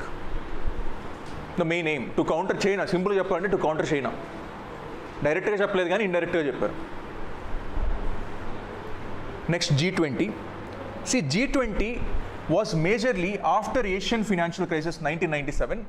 1999 we have created the G20. Previously RBI governors meet అయ్యేవాళ్ళు. After few years, 2007 financial crisis తర్వాత 2008 నుంచి prime మినిస్టర్సే meet అవుతున్నారు, not the RBI governors. Okay, but you need to understand about Trioca of G20. G20 యొక్క Trioca you need to understand. Tri అంటే 3. Tri అంటే 3. You can see Tri means who is the present president, present presidency, past presidency ఎవరి దగ్గర ఉంది, future presidency ఎవరి దగ్గర వెళ్తుంది. This is called Trioca. Past presidency ఎవరి దగ్గర ఉంది, because it doesn't have any secretariat. దానికి secretariat ఏం లేదు G20కి. ఎవరు ప్రెసిడెంట్ అయితే వాడే secretariat. 2023 was the one where India held the secretariat. Now you see, this year Miami.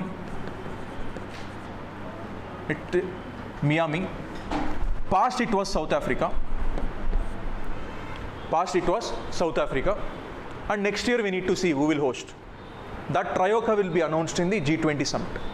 Trioca. Okay?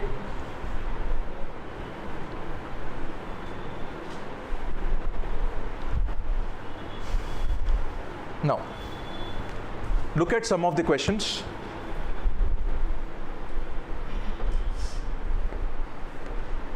Consider the following statements about Shanghai Cooperation Organization.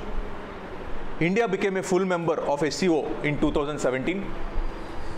Pakistan is also a full member of SCO, making both India and Pakistan part of same security grouping. The SCO Secretariat is located in Geneva, Switzerland. Because always మనకు చాలా వరకు international organisation Geneva స్విట్జర్లాండ్లోనే ఉంటాయి. UN Security Council, UN General Assembly, international court of justice, ఇవన్నీ అక్కడే ఉంటాయి. బట్ ఇది Shanghai cooperation organization కదా, చైనా లెడ్ ఆర్గనైజేషన్ కదా, ఎందుకు యూరోప్లో పెడుతుంది తీసుకుపోయి? So automatically first one is correct, second one is correct, third one is wrong. So how many of the above statements are correct? Only 2 statements. Next, G20. The G20 was established in 1999 in response to Asian financial crisis. Yes. India held G20's presidency in 2023 and the African Union was added as a permanent member.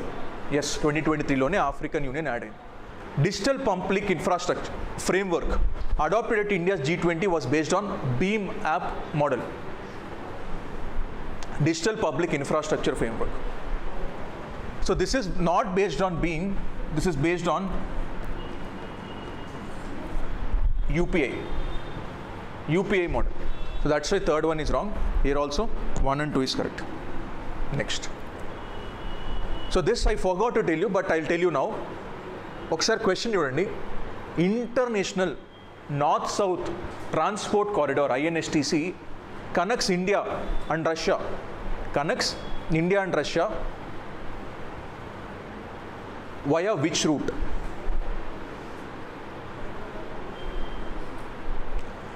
So I'll discuss with this. So I need to discuss this with you. This is International North-South Transport Corridor. అంటే ఇంతకుముందు previously, see, from Mumbai, you need to go like this. You need to go to the Red Sea, Mediterranean Sea, again like this, again go to the Russia. అంటే నువ్వు Russia goods పంపించాలంటే ఈ route ఉండేది. Now alternate route to connect to Russia, that is India towards Iran. I told you Bandar Abbas port is in Iran. Then Baku is the capital of the Azerbaijan. Then Astrakhan, then Moscow, then St. Petersburg. అంటే easy travel to Russia, easy travel transport corridor to Russia is getting created through INSTC. Now that is the question that is directly asked here.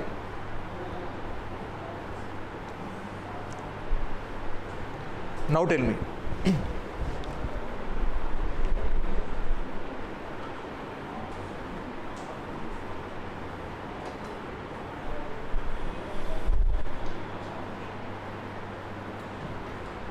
now what is the answer? Option B, Mumbai to Bandar Abbas to Baku, Azerbaijan, Moscow. Next, this I didn't tell you, but let's see how many of you do it. The Kaladan multi-modal transport corridor connects.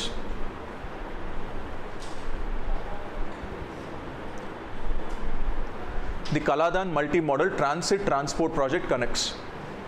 See, Kaladan project is between Myanmar and Mizoram. There is a Sitwe port, so that will be connected to it. Mizoram to Sitwe port in Myanmar via river and road. This is the Myanmar to మనం connect అవ్వాలనుకున్న project. So that is second option. So this is the other one, the BIMSTEC, the other organization. The Bay of Bengal,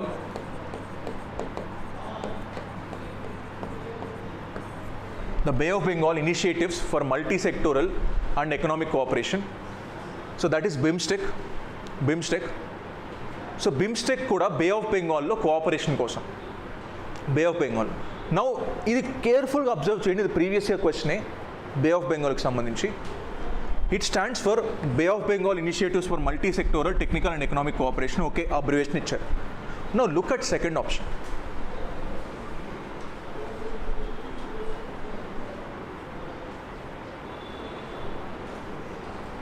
It has 7 member states including Pakistan. Pakistan bay of బెంగాల్లో ఉంటుందా, Arabian సీలో ఉంటుందా? అప్పుడు ఆటోమేటిక్గా ఎందుకు bay of బెంగాల్లో part అవుతుంది? Eliminate 2 options. Now you know that second option, the first option is correct. Now you need to look at third option. BIMSTEC is increasingly seen as an alternative to largely defunct SAARC, South Asian Association for, so SAARC organizations ఉంటాయన్నమాట, regional cooperation. ఆ SAARC ఆర్గనైజేషన్కి చాలా సంవత్సరాల నుంచి మనం మీటింగ్స్కి వెళ్ళట్లేదు. We're not going to attend the meetings. So అందుకని బిమ్స్టెక్ని ఆల్టర్నేటివ్గా చూస్తున్నాం అనమాట. So third one is correct.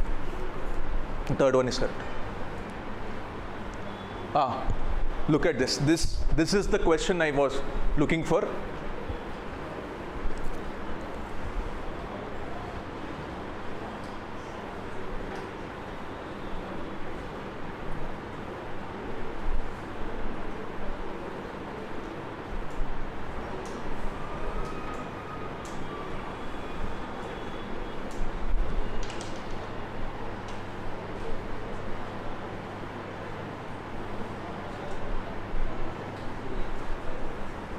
What is the answer?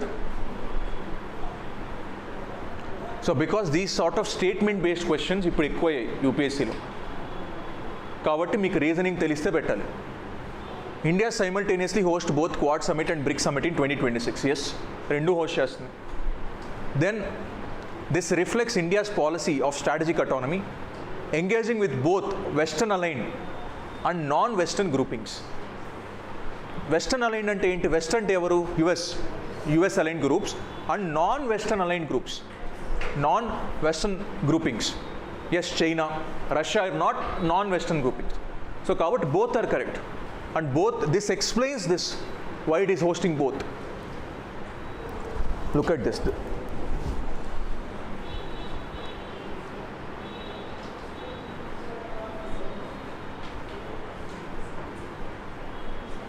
The blue line, sometimes seen in news.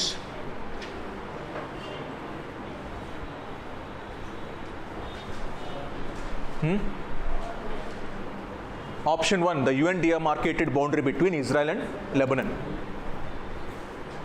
So this is the questions that can be directly asked from today's topics. Okay? See, నేను just మీకు ఒక teaser ఇచ్చాను అంతే. Because this is just a teaser of how international relations looks like. There is so much to dig into international relations. మీరు నేర్చుకోవాలనుకుంటే map pointing ఒకేసారి నేర్చుకోవచ్చు, international relations ఒకేసారి నేర్చుకోవచ్చు. రెండింటిని సపరేట్ ఎంటిటీస్ లాగా చూడకూడదు, అప్పుడే మీకు ఈజీ అవుతుంది. Okay, so this is about today's class guys. Will meet again in the next class. Until then, see you. If you have any doubt, ask me.